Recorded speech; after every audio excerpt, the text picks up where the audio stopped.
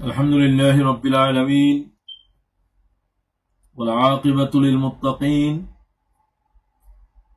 والصلاة والسلام على رسوله الأمين وعلى آله وصحبه أجمعين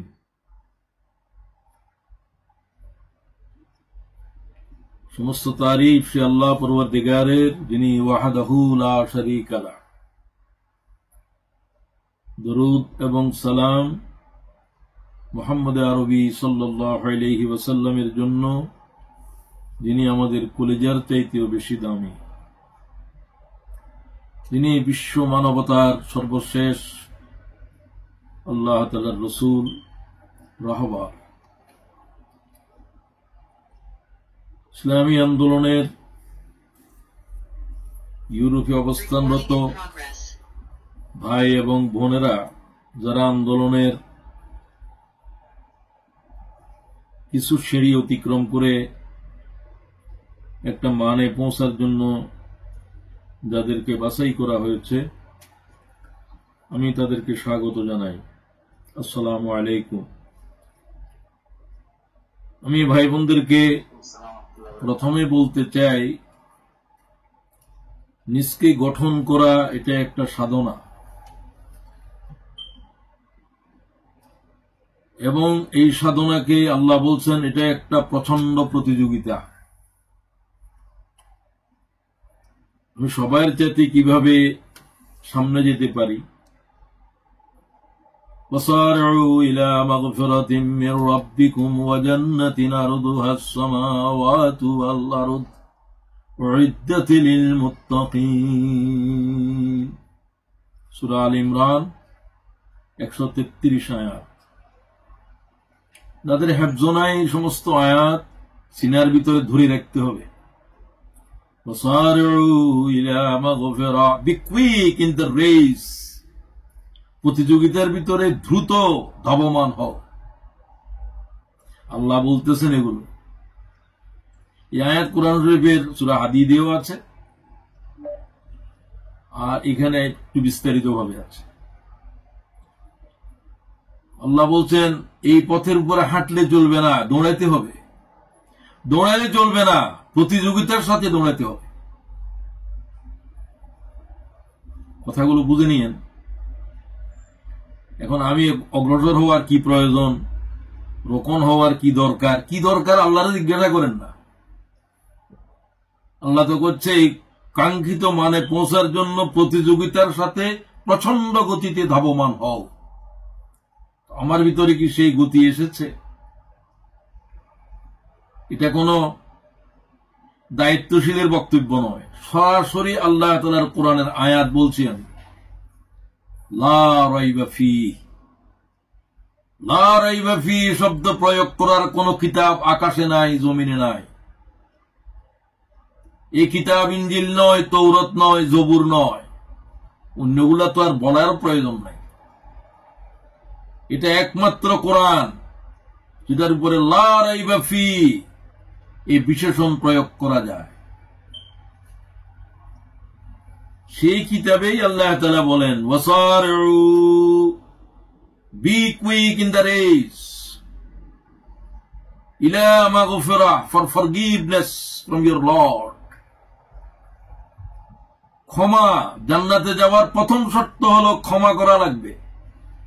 Oman যুহযিহা আনিন নার ফাউদখিলাল জান্নাতা ফাকাদ ফাস। যাকে ক্ষমা করা হয়েছে তাকে আল্লাহ তাআলা জান্নাতের জন্য বাছাই করেছে। এমন কোন বান্দা নাই যে অপরাধ করে নাই, তার ক্ষমার প্রয়োজন নাই। আল্লাহ তাআলা ক্ষমা করেছেন, শুধু মুহাম্মদুর রাসূলুল্লাহর গুনাহ লেখা হয় নাই, আল্লাহ ডিলিট করে দিয়েছে। আর কোন পয়গম্বরকেও আল্লাহ ডিলিট করেনি। তো ক্ষমা এবং জান্নাতের পথে, কোন জান্নাত? আল্লাহ জান্নাতের বিশেষণ দিচ্ছে, আরদুহাস সামাওয়াতু ওয়াল আরদ, as wide as 7 heavens and the earth। সপ্ত আকাশ, পৃথিবী যত বিস্তৃত, আল্লাহর জান্নাত এর চাইতেও বিস্তৃত। আরিফিন বোন সকাল থেকে প্রোগ্রামের 70 ভাগ শেষ হওয়ার পরেও আপনার কিন্তু আনমিউটে কথা শোনা যাচ্ছে। মেহরবানি করে বন্ধ করুন। তো এগুলো যদি দায়িত্বশীলদেরকে বলতে হয়, এমন কর্মীদেরকে এই প্রোগ্রামের অন্তর্ভুক্ত করা, দায়িত্বশীলেরা দয়া করেছেন, উনি কিন্তু উপযুক্ত হন নাই। যাই হোক, আমি খুব শক্ত কথা বললাম, শক্ত কথাই আমি বলি, আমার জন্যও বলি, আপনাদের জন্যও বলি। মানুষ সব একরকম নয়, তো আমি সেরকম। আমি আশা করব আপনাদেরকে আরেকবার কাকেও বলতে হবে এই অবস্থায় কেউ যাবেন না। দরকার হলে আপনি প্রোগ্রাম থেকে চলে যান। আপনার প্রোগ্রামে আরেকজনকে ডিস্টার্ব করার এই অধিকার আপনার কেউ দেয় নাই। আপনাকে জাহান্নামে যাওয়ার অধিকার দেয়া হয়েছে। আমি ধ্বংস হয়ে যাব, হয়ে যাও তুমি, এটা আল্লাহ দিয়ে দিচ্ছেন। ইবলিসকে বলছেন তুমি ধ্বংস হয়ে যাও, সেও ধ্বংস হওয়ার জন্য রাজি হয়েছে। আল্লাহর গোলামদের চেতনা আর কি কিয়ামতের দিন হবে? যাই হোক, আসুন এবার আত্মগঠন সম্পর্কে বলছিলাম। রাসূলুল্লাহ সাল্লাল্লাহু আলাইহি ওয়াসাল্লামের আত্মগঠনের, আমাদেরকে তৈরি করার যে তরজ আল্লাহ শিখিয়েছেন, উহা দিয়ে শুরু করতে চাই। ওয়াল্লাযী বা'আসা ফিল উম্মিয়িনা রাসূলাম মিনহুম ইয়াতলু আলাইহিম আয়াতিহি। It is he who has raised among you the unlettered messenger. তিনি সে আল্লাহ যিনি তোমাদের ভিতর থেকে একজন নিরক্ষর, বর্ণমালা জানেন না, লিখতে জানেন না, পড়তে জানেন না, এমন এক ব্যক্তিকে বিশ্ব নবুয়তের জন্য আল্লাহ তাআলা বাছাই করলেন। রাসূলুল্লাহ সবচেয়ে বড় নবুয়তের অহংকার হলো নবী আল উম্মিয়া। হুজুর বলেন এটা আমার নবুয়তের মুজিজা, এটা আমার নবুয়তের অহংকার। এবং দরুদে উম্মিকে রাসূলুল্লাহ সাল্লাল্লাহু আলাইহি ওয়াসাল্লাম বেশি পছন্দও করতেন। ইয়াতলু আলাইহিম আয়াতিহি, তিনি কি করেন তোমাদেরকে?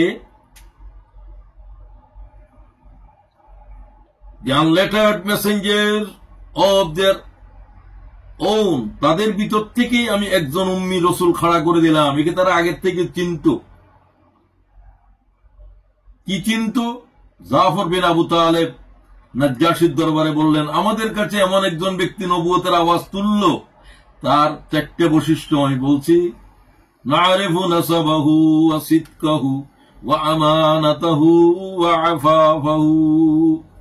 ইমাম মুসনাদে আহমদ, ইমাম আহমদ হাদিস গ্রহণ করেছেন বিশুদ্ধ সনদে।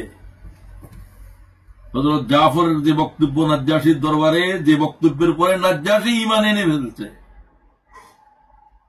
সেখানে তিনি বললেন, আমাদের কাছে আল্লাহ তাআলা মুহাম্মদ ইবনে আব্দুল্লাহকে খাড়া করে দিলেন। আমরা তাকে আগের থেকেই তো চিনতাম, যদিও তিনি তার আত্মীয়, তো আরবের লোকেরা সবাই তাকে চিনত এই 4টা জিনিসে। তিনি কোন বংশের? তিনি আরবের শ্রেষ্ঠ কুরাইশ বংশের ছেলে। তিনি আব্দুল মুত্তালিবের নাতি। তিনি মুহাম্মদ ইবনে আব্দুল্লাহ। নারিফু নাসাবাহু ওয়া সিদকাহু, তার সত্যবাদিতা, তাকে নাম ধরে কেউ ডাকতো না। আল আমিন আস-সাদিক, সত্যবাদী এবং আমানতদার, শ্রেষ্ঠ আমানতদার। সারা জীবনে একটা মিথ্যা কথা বলেন নাই। কাফেরেরা বলছে আমানতের খেয়ানত করেন নাই। মানব জীবনের চরিত্রই এই দুইটা। এই দুইটার উপরে নবুয়ত দাঁড়িয়ে আছে, আমানতদারিতার উপরে, সাদাকতের উপরে।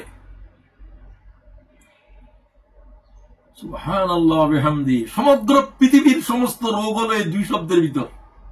কথা যা বলছে সব মিথ্যা, সন্দেহযুক্ত, সত্য মিথ্যার মিশ্রণ।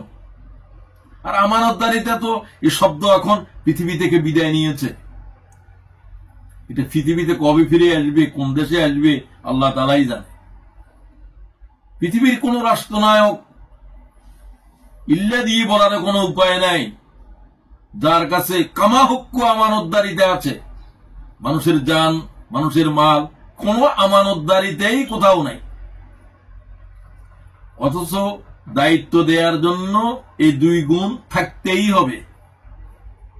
দায়িত্বশীলের জন্য যাদেরকে বাছাই করেছে 24 ঘন্টাতে মিথ্যা কয়টা বলে? আমি তো আমার বুকের উপর হাত দিয়ে বলতে পারবো না যে জীবনে এইরকম দিন গিয়েছে কিনা। কোনো না কোনো পর্যায়ে কোন মিথ্যার সাথে সংস্পর্শ একেবারেই ছিল না। 63 বছর হায়াতের ভিতরে একটা মিথ্যা লব্ধ জিহ্বা থেকে বলে নাই। আমানতদারিতার এক চুলছে চুল, জর্রা সে জর্রা মোহাম্মদের জিন্দেগির উপরে আঙ্গুল তোলার কারো কোনো সাধ্য নাই। নবুয়তের ঘোষণার আগে, নবুয়তের ঘোষণার পরে। তো যাই হোক, হযরত জাফর বললেন, আমরা তার বংশ জানি, তিনি আমানতদার, তিনি সমগ্র জীবনে তাকে আস-সাদিক বলা হতো, আরবের লোকেরাই ডাকত। এগুলো নবুয়তের একবারে প্রথমে। তিনি বাল্যকাল থেকেই আল আমিন, বাল্যকাল থেকে আস-সাদিক, নারিফু নাসাবাহু ওয়া সিদকাহু ওয়া আমানাতাহু ওয়া আফাফাহু। তিনি যে সমাজে জন্মগ্রহণ করছেন সেটা শরাবের সমাজ। শুধু শরাবের আরবের ভিতরে 12,000 নাম ছিল। শরাবের কি জাতের শরাব খোর এগুলো, কি জাতের নেশাখোর, কি জাতের ব্যভিচার। আরবের আল্লাহর কাবার সামনে ব্যভিচার চলছে, উলঙ্গ হয়ে আল্লাহর কাবার সামনে নারী পুরুষ ব্যভিচার করছে। সেই সমাজে মুহাম্মদ এসেছেন সাল্লাল্লাহু আলাইহি ওয়াসাল্লাম। জাফর বলছে তার চরিত্রের উপরে কোন কলঙ্কের দাগ নাই, নিদাক, নির্মল। এই 4টে বৈশিষ্ট্য পৃথিবীর কোন মানবের আছে? মুহাম্মদ ইবনে আব্দুল্লাহর একদিকে, তামাম জগতের একদিকে রাখো। তো তিনি, তার পরিচয় এই, তাকে আল্লাহ বাছাই করেছেন নবুয়তের জন্য। ইয়াতলু আলাইহিম আয়াতিহি, who recites to them his verses, আল্লাহ তার আয়াত তেলাওয়াত করে শোনায়। ইসলামী আন্দোলনের কর্মীগণ, আত্মগঠনের প্রথম জিনিস হলো কোরআন। পিএইচডি হাসিল করা, অক্সফোর্ড হার্ভার্ডে লেখাপড়া করা, এগুলো করতে পারেন আপনি। আল্লাহর কাছে এগুলো কোনো লেখাপড়াই নয়, দ্বীনের কাছে এগুলো কোনো লেখাপড়াই নয়। এগুলোকে আমি অন্য কোনো ভাষায় বলতে পারবো না, এগুলো শিখা কোনো নাজায়েজ নয়। তো তামাম জগতের এলেম শিকার পরে কি কোরআন শরীফের এক শব্দ শিকার এলেম হবে? এক আয়াতের পরিমাণ এলেম তামাম জগতের জ্ঞানের কাছে জ্ঞান জমা করলে হবে না। সেই কোরআন কি তেলাওয়াত করতে শিখাতেন তিনি। কোরআন মানুষ কিভাবে তেলাওয়াত করবে, গুনাহ কিভাবে আদায় করবে? কোরআন তেলাওয়াত করতে জানা হচ্ছে সমগ্র জানার প্রথম জানা। কোরআন শরীফ তেলাওয়াতের ভিতরে ভুল এখনো। আপনারা আমাকে বাছাই করেছে রোকন হওয়ার জন্য, আপনি রোকন টোকন হওয়ার যোগ্যতাও আপনার নাই। আপনি এখনো কোরআন শরীফ বিশুদ্ধ করতে জানেন না। কোরআন শরীফ বিশুদ্ধ করতে 21 দিন সময় লাগে।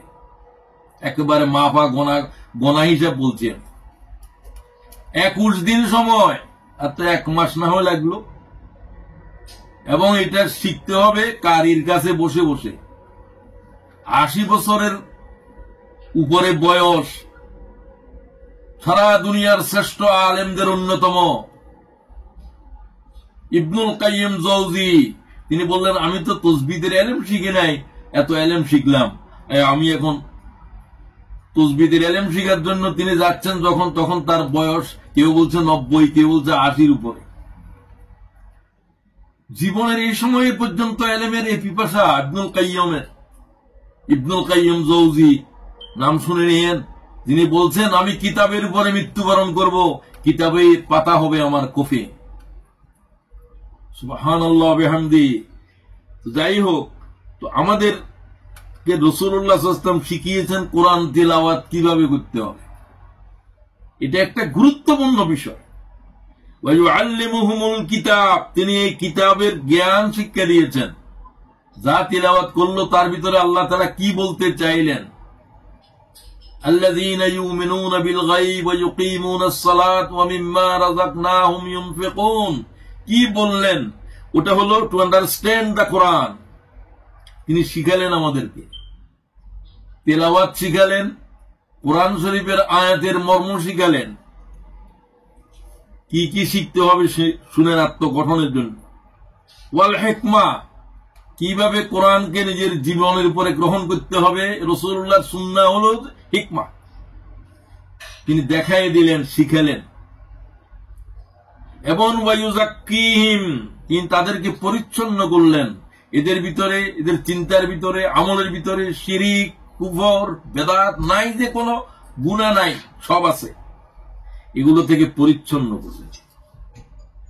এরা গুমরাহির ভিতরে ছিল, এদেরকে আল্লাহ দুনিয়ার শ্রেষ্ঠ মানব নবীদের পরে যারা, তাদের মর্যাদায় পৌঁছে দিলেন। তো যাই হোক, এগুলো হলাম ভূমিকা বললাম আমি। মানুষের ভিতরে দুটো জিনিস আছে। রাসূলুল্লাহ বলেন সাল্লাল্লাহু আলাইহি ওয়াসাল্লাম, লিন্নাসি লাম্মাতুম মিনাল মালাইকাতি ওয়া লাম্মাতুম মিনাল বাহাইম। প্রত্যেক মানুষের কাছে পশুত্ব আছে, প্রত্যেক মানুষের কাছে মনুষ্যত্ব আছে। কোরআন শরীফ বলছে ফাআলহামাহা ফুজুরাহা ওয়া তাকওয়াহা, মানুষের ভিতরে সৎ এবং অসতের প্রবৃত্তি আল্লাহ তাআলা রেখে দিয়েছে। এবং তোমার কাজ হবে পশুত্বকে দমন করা আর মনুষ্যত্বর বিকাশ সাধন করা। সব কথা কোরআন এবং হাদিসে বর্ণিত আছে, যেগুলো আমরা বলে থাকি অনেকে। পাশবিকতার আগাছাকে উপড়ে তুলতে হবে, মানবিকতার ফসল আবাদ করতে হবে। ফাআলহামাহা ফুজুরাহা ওয়া তাকওয়াহা قد أفلح من زكاها وقد خاب من دساها। সে কামিয়াব হয়ে গেল যে তার মনুষ্যত্বকে বিকাশ করলো, পরিচ্ছন্নতার অর্জন করলো এবং দমন করলো তার প্রবৃত্তিকে, নফসকে, সে কামিয়াব হয়ে গেল। আসুন এবার আমরা আমাদেরকে একটা কাঙ্ক্ষিত মানে পৌঁছতে হবে। পৃথিবীর বিপ্লব করার জন্য একদল মানুষ মানসম্পন্ন হতে হবে। এই কথাটা মওলানা মওদুদী একটা কিতাবে বলেছেন, যে কিতাব আপনারা সবাই পড়েন, ইসলামী আন্দোলন সাফল্যের শর্তাবলী। সাফল্যের শর্ত একটাই, ব্যক্তিগত কিছু গুণ বলছেন, কিছু সামষ্টিক গুণাবলী বলছেন। এই টিমটা বিজয় হবে। পাকিস্তানের সাথে আজকে মনে করেন ক্রিকেট খেলা হচ্ছে ইন্ডিয়ার সাথে, এখানে কি ইন্ডিয়া খেলতেছে না পাকিস্তান খেলতেছে? 11-11, এদের থেকে 11 জন, এদের থেকে 11 জন, বিশেষ কতগুলো খেলোয়াড় আসছে, তারা প্রশিক্ষিত। তাদের জয় পরাজয়ের সাথে একটা জাতির জয় পরাজয় নির্ভর করবে। ইসলামকে বিজয় করার জন্য আল্লাহর কিছু গোলাম দুনিয়ার উপরে দাঁড়াতে হবে যোগ্যতার সাথে। তাদের যোগ্যতার উপরে আল্লাহর দিন বিজয় হওয়া না হওয়া নির্ভর করবে। যেমন রাসূলুল্লাহ এরকম একদল মানুষ তৈরি করেছিলেন, মুহাম্মদুর রাসূলুল্লাহ ওয়াল্লাযীনা মাআহু আশিদ্দাউ আলাল কুফফার রুহামাউ বাইনাহুম। কথা বুঝার চেষ্টা করবেন, বারবার রিপিটেশন করা যাবে না, বুঝার চেষ্টা করতে হবে। খুব দায়িত্বশীল পর্যায়ের ভাই বোনদের কাছে আমি কথা বলছি। ভাই বোনের জন্য কোনো আলাদা কিতাব নাই, আল্লাহর আলাদা কোনো পয়গম্বর নাই, এক পয়গম্বর এক কিতাব, জেনে রাখেন। সামান্য কিছু পার্থক্য আছে, সেগুলো আলোচনার বেশি একটা দরকারই নেই। নারীর জন্য যত ওয়াক্ত ফরজ, পুরুষের জন্য তাদের অসুবিধার জন্য সময় হয়তো কিছু নামাজ ছেড়ে দিতে হয়, এটাই পার্থক্য। অসুস্থতার জন্য পুরুষেরও থাকতে হয়, নারীদের কিছু বিশেষ অসুবিধা আছে, তাই। তো আসেন এবার, আমি সময় যেহেতু কম, অনেক বিস্তৃত আলোচনা রয়েছে, কিছু আলোচনা হয়ে গিয়েছে আমার আগেই। কাঙ্ক্ষিত মান না হলেও একই কথা বলা হয়েছে, চূড়ান্ত যোগ্যতা অর্জন করার জন্য, বায়াতবদ্ধ হওয়ার জন্য আমাদেরকে চূড়ান্ত গুণাবলীর পাহাড়ের চূড়া স্পর্শ করতে হবে। আর সেই গুণাবলীগুলো কেউ পূর্ণভাবে অর্জন করতে পারবে না, ওর কাছে যেতে হবে, কারণ সেটা শুধু আল্লাহ রসুলের কাছেই ছিল। ইন্নাকা লাআলা খুলুকিন আযীম, সর্বোৎকৃষ্ট আখলাকের উপরে মোহাম্মদ দাঁড়িয়ে আছে, প্রতিষ্ঠিত আছে, তাকে তোমরা স্পর্শ করো, তার কদমের উপরে কদম রাখো। সাহাবীরা করেছেন তাই। চেষ্টা করতে হবে। সবাই আবু বকর হইতে পারে নাই, আশারায়ে মুবাশশারা হইতে পারে নাই, ১৬ লক্ষ সাহাবীর সবাই, কিন্তু সবাই জান্নাতি। এদের ভিতরে আবার বাছাই করা আছে একেবারে হুবহু। সবাই পরীক্ষা দিয়েছে, সবাই তো আর 90 আপ নম্বর পায় নাই, 80 আপ নম্বর পায় নাই, নম্বরের ডিফারেন্স আছে। তো সাহাবীরা সবাই ৮০ নম্বর পর্যন্ত পাইছে। সবাই আবু বকর, উমর, উসমান, এরা ৯০ উপরে নম্বর এদের। ক্বালা আবু বকর ফিল জান্নাহ, উমর ফিল জান্নাহ, উসমান ফিল জান্নাহ, আলী ফিল জান্নাহ। একবারে নাম ধরে ধরে বলছেন আল্লাহ রাসূল মসজিদে নববীর মিম্বরে বসে। ইমাম তিরমিজি বিশুদ্ধ সনদে হাদিস বর্ণনা করেছেন, আব্দুর রহমান ইবনে আউফ হাদিসের রাবী। ক্বালা আবু বকর ফিল জান্নাহ ওয়া উমর ফিল জান্নাহ, উসমান ফিল জান্নাহ, আলী ফিল জান্নাহ, ওয়া তালহাতু ফিল জান্নাহ, ওয়া জুবাইর ফিল জান্নাহ, আব্দুর রহমান ইবনে আউফ ফিল জান্নাহ, সাঈদ ইবনে যায়েদ ফিল জান্নাহ, সাদ ইবনে আবি ওয়াক্কাস ফিল জান্নাহ, আবু উবাইদা ইবনুল জাররাহ ফিল জান্নাহ, আও কামা ক্বালা আলাইহিস সালাতু ওয়াস সালাম। তিরমিজি এই 10 জনের নাম বলে দিলেন। এগুলো तमाम সাহাবীদের শীর্ষে।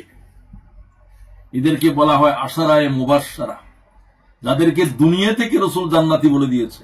আবু বকর জান্নাতি, ওমর জান্নাতি, এই যাদের নাম বলা হলো এগুলো জান্নাতি, সব সাহাবী জান্নাতি। এদেরকে আল্লাহ রাসূল ঘোষণা দিয়ে বলছে এরা জান্নাতি। তো আসুন এইবার আমরা আমাদের মানকে কিভাবে কাঙ্ক্ষিত অবস্থায় পৌঁছাবো। কাঙ্ক্ষিত শব্দটা খুব ডিজায়ার্ড, শব্দটাও অর্থ ইংরেজিতেও ডিজায়ার্ড। আসলে এই কোয়ালিটি পর্যন্ত যাওয়াটা মানুষের কামনা, চেষ্টা করতে হবে। সবাই একই রকম যেতে পারবেন এমন না, তারপর অন্তত 33-40 নম্বর তো পাইতে হবে। এটা কোশিশ করতে হবে 80-40-এর উপরে উঠা লাগবে। তো আসেন এবার প্রথম হলো তাফাক্কুহু ফিদ্দীন। অনেকে হয়তো বুঝেন নাই কি বললো তাফাক্কুহু ফিদ্দীন। এটা কোরআনের শব্দ। ফালাউলা নাফারা মিন কুল্লি ফিরকাতিন মিনহুম তায়িফাতুন লিয়াতাফাক্কাহু ফিদ্দীন, সূরা তাওবা। তোমাদের ভিতরে এমন কিছু মানুষ তৈরি হও যারা আল্লাহর কোরআনের উপরে তাফাক্কুহু ফিদ্দীন, কোরআনের উপরে বিশেষজ্ঞ হবে। কোরআন শরীফের যে কোনো আয়াতের বিষয়ে যাদের ইলম আছে। হযরত ওমর আব্দুল্লাহ ইবনে মাসউদকে কতগুলো প্রশ্ন করলেন কোরআনের উপরে, 7-8টা। তারপরে বললেন, কাফেলার ভিতরে প্রশ্ন চলতেছিল, তিনি হযরত ওমর অন্ধকারে দেখতেছিলেন না। উত্তরগুলো যখন দেওয়ার পরে বললেন, তোমাদের ভিতরে কি আব্দুল্লাহ ইবনে মাসউদ আছে?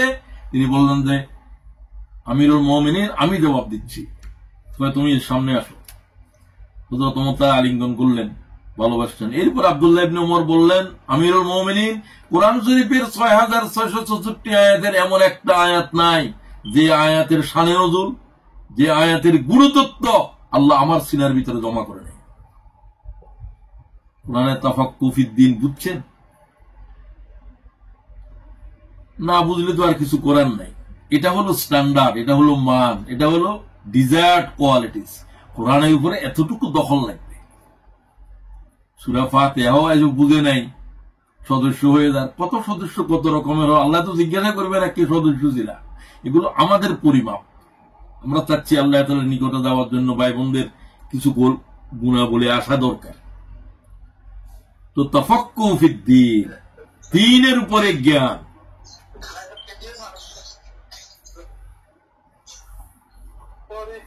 জেনে রাখবেন, জ্ঞানই হচ্ছে যে সব মূল শক্তি। Knowledge is power. Quran is the basis of all knowledge. সমস্ত জ্ঞানের মূল হলো যে আল্লাহর কিতাব। আমি ঠিক আছে মনে হয়। কোরআন শরীফের এই আয়াতটা যারা পড়েন নাই তাদেরকে আমি একটু পড়ে নিতে বলবো সূরা জুমার 23 আয়াত। আমি বহুত আলেমের বয়ান শুনছি, আমি কোন আলেমের জবান থেকেই শুনলাম না কোরআন শরীফের উপরে এই বিশেষজ্ঞ যারা, তাদের এই আয়াত তো জানাই ফরজ। আমাদের আল কোরআন একাডেমির পরিচালক আমার খুবই বন্ধু উনি। তো আমি একদিন তাকে জিজ্ঞাসা করলাম যে আপনারা কি কোরআন শরীফের তরজমা করেন? আমি কোরআন শরীফের একটা আয়াতের তরজমা পড়লে বুঝবো যে এই লোকের কাছে আল্লাহর কোরআনের ইলম কতটুকু আছে। বলে সেটা কি? আর সেটা সূরা জুমার 23 আয়াত। বলে সেখানে কি আছে? কি আছে আপনি পড়ে নিয়ে। উনি উনার উপরে আমার খুবই ভালো ধারণা এবং আমি পছন্দ করি। তো আল কোরআন একাডেমির পরিচালনা, আল্লাহ তার কাজকের ভিতরে বরকত দান করুন। আলহামদুলিল্লাহ। আল কোরআন একাডেমির আমাদের এই ভাই, নামটা তো ভুলে গেলাম এখন, হ্যাঁ হাফেজ মুনির ভাই। হাফেজ মুনির ভাই, ধন্যবাদ আপনাকে। হাফেজ মুনির ভাইকে আমি এত ভালোবাসি যে আপনাকে আমার হিংসা করতে ইচ্ছে করে। কোরআন শরীফ এত বড় খেদমত আপনি দিয়েছেন, তা পৃথিবীর মানব জাতির কাছে পৌঁছে দিয়েছেন। তো আমি উনাকে বললাম না, আপনি এই আয়াতের তরজমা আমি এটা দিয়ে একজন বিশেষজ্ঞরে আমি পরিমাপ করতে পারবো। তিনি আমার সাথে কথা বলেন নাই তেমন। তো আমি এটাই বলে দিলাম, আপনাদেরকেও বলতেছি। আল্লাহু নাজ্জালা আহসানাল হাদিস, Allah has sent down from time to time the most beautiful message for mankind. আমি আয়াতের তরজমা পড়ছি, আয়াতও পড়তেছি। Allahu nazzala ahsanal hadith. Allah has sent down from time to time. Time to time কেন বললাম? নাজ্জালা, আনজালা বলেন না এখানে। নাজ্জালা মানে অল্প অল্প করে 23 বছর লাগাইছে আল্লাহ তাআলা কিতাব নাযিল করতে। কোন কিতাব না কিন্তু 10 মিনিটও তো লাগে নাই। জিবরাইল এসে তৌরাতের 10টা কমান্ডমেন্ট দিয়ে দিল, ইনজিলের 15টা কমান্ডমেন্ট দিয়ে দিল। কিতাবাম মুতাশাবিহাম মাসানি, এটা ওই কিতাব, it's verses resembling each other, যার একটা আয়াত আরেকটা আয়াতের সাথে মুতাশাবিহা করে। মুতাশাবিহা মানে এটাও এই মানের, এটা একই মান। সমস্ত কোরআনের আয়াতের ওজন এক বরাবর, আঙ্গুল তুলতে পারবেন না কোন আয়াতের উপরে এটার কি আল্লাহর আয়াত, এটার ভিতরে একটু মানের খামি আছে, কমতি আছে। আল্লাহ বলছে এই জাতের একটা আয়াত কোরআন শরীফ থেকে আল্লাহর কোন গোলাম বের করতে পারবে না। সুবহানাল্লাহ ওয়া বিহামদি। 23 বছরে নাযিল হয়েছে এটা, এত হাজার হাজার আয়াত এখানে, প্রত্যেকটা আয়াতের ওজন এক বরাবর। হ্যাঁ, যে সমস্ত আয়াতগুলো মুতাশাবিহাত অথবা যেগুলো হরফুল মুকাত্তায়াত সেগুলো দুর্বোধ্য, সেগুলো ভিন্ন, সেগুলো অল্প। এরপরে বললেন মাসানি, দুইটা শব্দ খুবই গুরুত্বপূর্ণ। আপনারা অনেকে বুঝতেছেন কিনা আমার সন্দেহ হচ্ছে। আমি তো আপনাদেরকে চোখে দেখতেছি না, ক্লাসে ছাত্ররা উপস্থিত থাকলে বোঝা যায় কারা অ্যাটেন্টিভ কারা অ্যাটেন্টিভ নয়। তো যাই হোক, আমি তো ভালো ধারণাই আশা করি আপনারা অ্যাটেন্টিভ শুনতেছেন। দুই একজন হয়তো একটু ডিস্টার্বিং হলেও বাকিরা আলহামদুলিল্লাহ ভালোই আছেন। তো রিজেম্বলিং ইচ আদার, একটা যেন আরেকটার পরিপূরক, একই রকম, একই ওজনের। অফ রিপিটেড এন্ড রিপিটেড, একটা কথা যেন সমস্ত আয়াতের ভিতরে গুঞ্জরিত হচ্ছে, বারবার, বারংবার বারংবার। আমি বহু আলেমের জিজ্ঞাসা করলাম আল্লাহ কি বলতেছে আমারে বুঝাই দাও, বলে আমি বুঝতেছি না। তো তুমি তো কোরআনের হাফেজ, মাদ্রাসাতে কোরআন বিভাগ যারা, তাদের কি পড়াও? মহিলা আপনাকে বুঝাতে পারবো না। তার মানে ভালো করে নিজেই বুঝেন না। কারো প্রতি কোনো আমি দৌড় দিচ্ছি না, আমি আমাদের ভাইদেরকে বলছি। আমি আমার উপস্থিত যারা আছেন তাদের ভিতরে কয়েকজনে কোরআন শরীফের এই আয়াতটা ভালোভাবে পড়েছেন। এটা হলো যে কোরআন শরীফের উপরে এই জাতের আয়াত আমার আর জানাই নাই। আমি শতবার কোরআন শরীফকে দেখার আল্লাহ আমাকে তৌফিক দিয়েছে।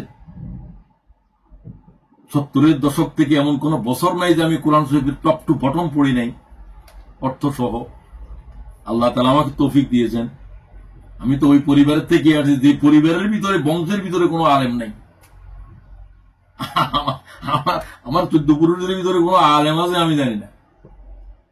তো আল্লাহ তাআলা ইসলামী আন্দোলনের বরকতে আল্লাহ তাআলা আমার বকশিশ করেছেন, এবং আমার নিজের ভিতরে আল্লাহ তাআলা এই পিপাসা দিয়েছেন। আপনাদেরকে আল্লাহ বকশিশ করুন, আরো বেশিভাবে করুন, এটা আমি দোয়া করি।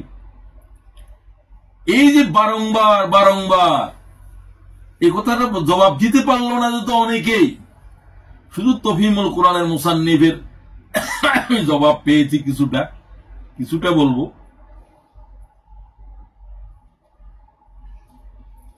আর বাকিটা আল্লাহ তাআলা আমার ভিতরে এলকা করে দিছে।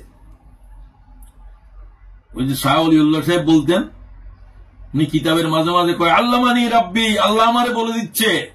আমার এক আলেম বলল, মফিজ ভাই এটার অর্থ কি? উনি এটা বলেন কেন? আরে এটা বলতে আমি তো বুঝি, এটা কেন বলেন? কই কি বুঝেন আপনি? আরে হ্যাঁ আমি বুঝি, আপনার বুঝাতে পারবো না। আচ্ছা যাই হোক, আমি আপনাদেরকে বলছি, আল্লাহর কোন গোলাম যদি আল্লাহর কিতাবের আল্লাহর দ্বীনকে জানতে চায়, আল্লাহ তারে কিভাবে এলেম গায়েবেত্তন বকশিশ করে,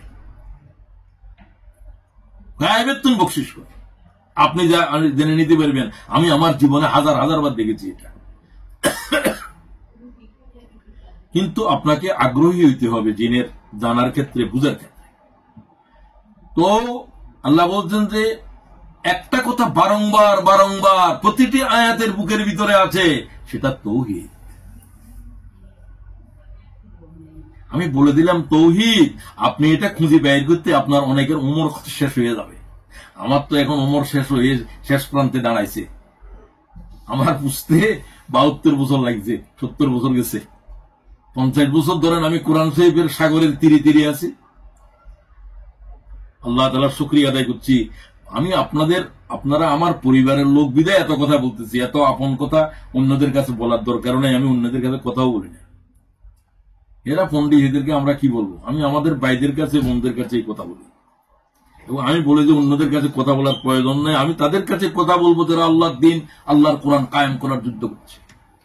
বাকিদের কাছে আমার কিছু বলারও নেই, তারা তো বড় বড় পন্ডিত। তো এই দেখেন এখানে দুটা কথা, এই দুটা বিশেষণ এখানে আল্লাহ কোরআন শরীফের জন্য ব্যবহার করলেন। এরপরে বললেন তাকশাইরু মিনহু জুলুদুল্লাযীনা ইয়াখশাউনা রাব্বাহুম, the skins of those who fear their Lord shiver from it. যারা আল্লাহকে ভয় করে তারা কোরআন শরীফের আয়াত পড়ার সময় তাদের কলিজা থরথর করে ওঠে।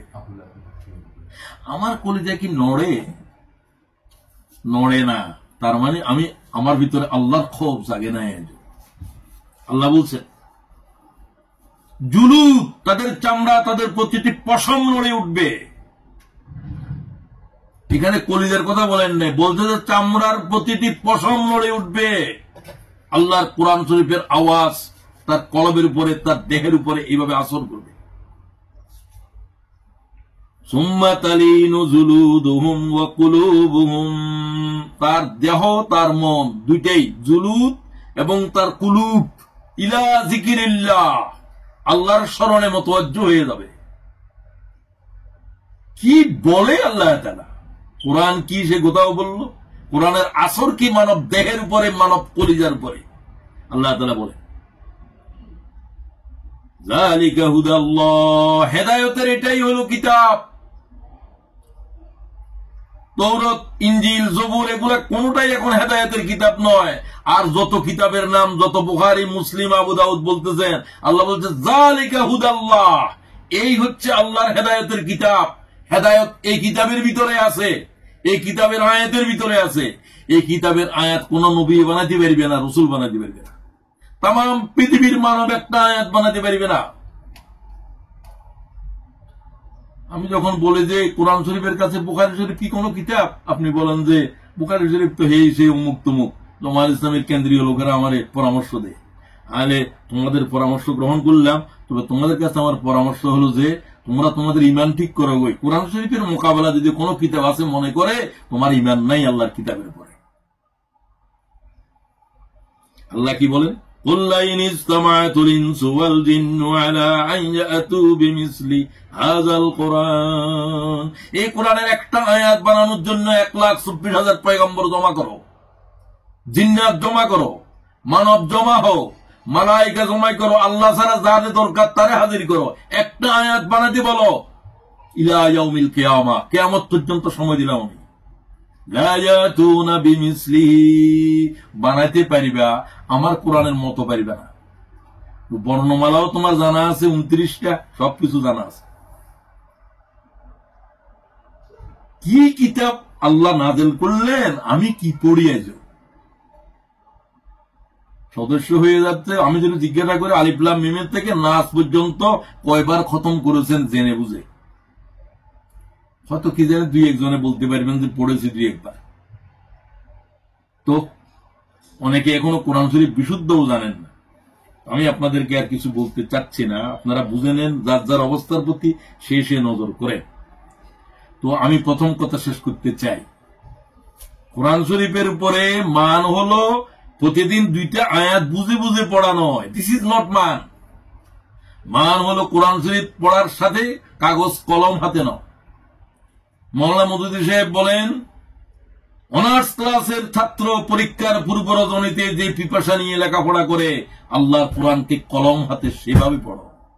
এগুলো মওলানা মওদুদীর কোটেশন, যার কোটেশন আমার কলিজার মধ্যে বেশি দাগ কেটেছে। তিনি বলেন, কোরআন শরীফের জন্য হৃদয়ের ভিতরে পিপাসা লাগবে, সাহারার যে পিপাসা আছে। আপনি এই ধরনের একটা উপমা শুনছেন কারো কাছে? সাহারার কি পিপাসা আছে? এগুলো বুঝার জন্য তো মওলানা মওদুদীর মতো আলেম লাগবে। কোন আলেমের জবানে শুনছেননি কোরআন শরীফের জন্য এই পিপাসা নিয়ে কোরআন পড়ো। সাহারার পিপাসা কি, এটাও অনেকে বুঝেন নাই। আচ্ছা, আমি বুঝাই দিচ্ছি। আটলান্টিক দরিয়ার পানি যদি আপনি সাহারা মরুভূমিতে ঢেলে দেন, এটা 1 নিমিষে চুষে খেয়ে নেবে। সাহারা এত পিপাসার্থ। আপনাকে কোরআন শরীফের এই আটলান্টিক দরিয়ার উলুম গ্রহণ করার জন্য সাহারার পিপাসা লাগবে। এই পিপাসা যার আছে তার কি ঘুম আছে? আপনি তো ঘুমের জন্য প্রোগ্রামে বসতে পারেন না। কি পিপাসা আপনার? আপনার কাছে তো ঘুমের পিপাসা। আমি আপনাদের কোনো করছি না। আপনারা আমার ছোট ভাই বোন, বেশিরভাগই ছোট, 70 বছর বয়স হলো, এখানে টিসিতে নাই, থাকার কথা নয়, থাকলেও 2-1 জন। তো আমি এই আর কথা বলতেছি না। কাগজ কলম হাতে আল্লাহর কোরআনকে টপ টু বটম এই পিপাসা নিয়ে পড়ো। আমি আর সামনে যেতে পারতেছি না, সময় নেই, আমাকে আরো অনেক কথা বলতে হবে। এরপর আমি দ্বিতীয় কথা বলছি, ইমানকে আগে না বলে আগে বললাম যে এলমকে, কারণ ইমানের জন্য এলম শর্ত। কোরআন শরীফের জ্ঞান থাকলে ওটার উপরে ইমান আনতে হবে। আমরা শুনলাম নবীগণ আমাদেরকে ইমানের দিকে ডাক দিচ্ছে, অতঃপর আমরা তার উপরে ইমান আনলাম। এই অতঃপর, ইমানটা অতঃপর, আগে আসবে এলম। খবর আসছে নবীর থেকে, রব্বানা ইন্নানা সামি'না মুনাদিয়ান ইউনাদি লিল ঈমান, আমাদেরকে ইমানের দিকে ডাকা হচ্ছে, আমরা উহার উপরে ইমান আনলাম। আন আমিনু, আমাদেরকে বলা হলো যে তোমরা ইমান আনো। এই কথার উপরে আল্লাহ ছাড়া কোনো মাবুদ নাই, এই কথার উপরে ইমান আনো। তো ইমানের বিষয় কতগুলো জিনিস মুখে উচ্চারণ করার নাম নয়। এটা তো আল্লাহ কোরআনের শুরুতে বলে দিয়েছেন, وَمِنَ النَّاسِ مَن يَقُولُ آمَنَّا بِاللَّهِ وَبِالْيَوْمِ الْآخِرِ وَمَا هُمْ بِمُؤْمِنِينَ। যারা বলে আমরা আল্লাহর উপরে, পরকালের উপরে, রাসূলের উপরে ঈমান আনলাম, আল্লাহ কয় এরা ঈমান আনে নাই। লোকেরা পরে ঈমান আনছে, সে বলে আমি ঈমান আনছি, আল্লাহ কয় তুমি ঈমান আনো নাই, তুমি ঈমান বুঝো না। ওয়ালাম্মা ইয়াদখুলুল ঈমান ফি কুলুবিকুম, তোমার কলবের ভিতরে ঈমান ঢুকে নাই। জিহ্বা দিয়ে নাড়াচাড়া করার নাম ঈমান নয়। লা ইলাহা ইল্লাল্লাহ, লা ইলাহা ইল্লাল্লাহ 1000 বার পড়ার নাম ঈমান নয়। ঈমান একবারই পড়েছে আর জ্বলন্ত আগুনের ভিতরে আহাত আহাত আহাত করতেছে। লাল কয়লাগুলো শরীরের চামড়া গোশতকে পুড়ে দেহের ভিতরে ঢুকে যাচ্ছে, আর তারা আহাত আহাত আহাত বলে চিৎকার করছে। এদের কলিজার ভিতরে ইমান ঢুকেছে। খুব খেয়াল করেন, ফাঁসির মঞ্চে যাওয়ার সময় গিয়ে ফাঁসির মঞ্চের উপরে দাঁড়িয়ে নিজে নিজে বলেছিল, তোমরা সাক্ষী থাকো, আমি ঘোষণা দিচ্ছি আশহাদু আল্লা ইলাহা ইল্লাল্লাহ ওয়াহদাহু লা শারীকা লাহু। এদের কলিজার ভিতরে ইমান ঢুকেছে। ইমান কলিজার ভিতরে ঢুকে এত সহজ বিষয় নয়। এটা একবারেই ঢুকে, আর ঢুকলে বাইর হয় না। কতবার বাইর আর কতবার ঢুকে। বাইর হয়ে যেটা ঢুকে যায় এটা হলো নেফাক। নেফাক হলো যে নফাকুন, আমাদের যে নেয়ার ঢুকাই পায়জমার, এটাকে নফাকুন বলে। মানে একদিকে ঢুকানোর জায়গা, আরেকদিকে বাইর হওয়ার জায়গা আছে। এটা হলো মুনাফিকি। আবু বকরের ঈমান ঢুকেছে কলিজার ভিতরে, আর বাইর হয় নাই। আল ঈমান ফি কুলুবিহিম আযামু মিনাল জাবাল। মান কি? মান হচ্ছে যে এদের ঈমান। আব্দুল্লাহ ইবনে ওমর বলছে, আমার আব্বাদের ঈমান, আবু বকর ওমরের ঈমান এরকম ছিল, উহুদ পাহাড় যেরকম আরব জমিনের উপরে দাঁড়িয়ে আছে। খুব ভালো করে বুঝেন, উহুদ পাহাড় আরব জমিনের উপরে দাঁড়িয়ে আছে, এটা যেমন ঠিক তদ্রূপ এদের কলিজার ভিতরে, এদের হৃদয়ের জমিনের ভিতরে এইভাবে দাঁড়িয়েছিল ঈমানের পাহাড়। আমার আপনার অবস্থা কি? এটা পড়ে গেছে।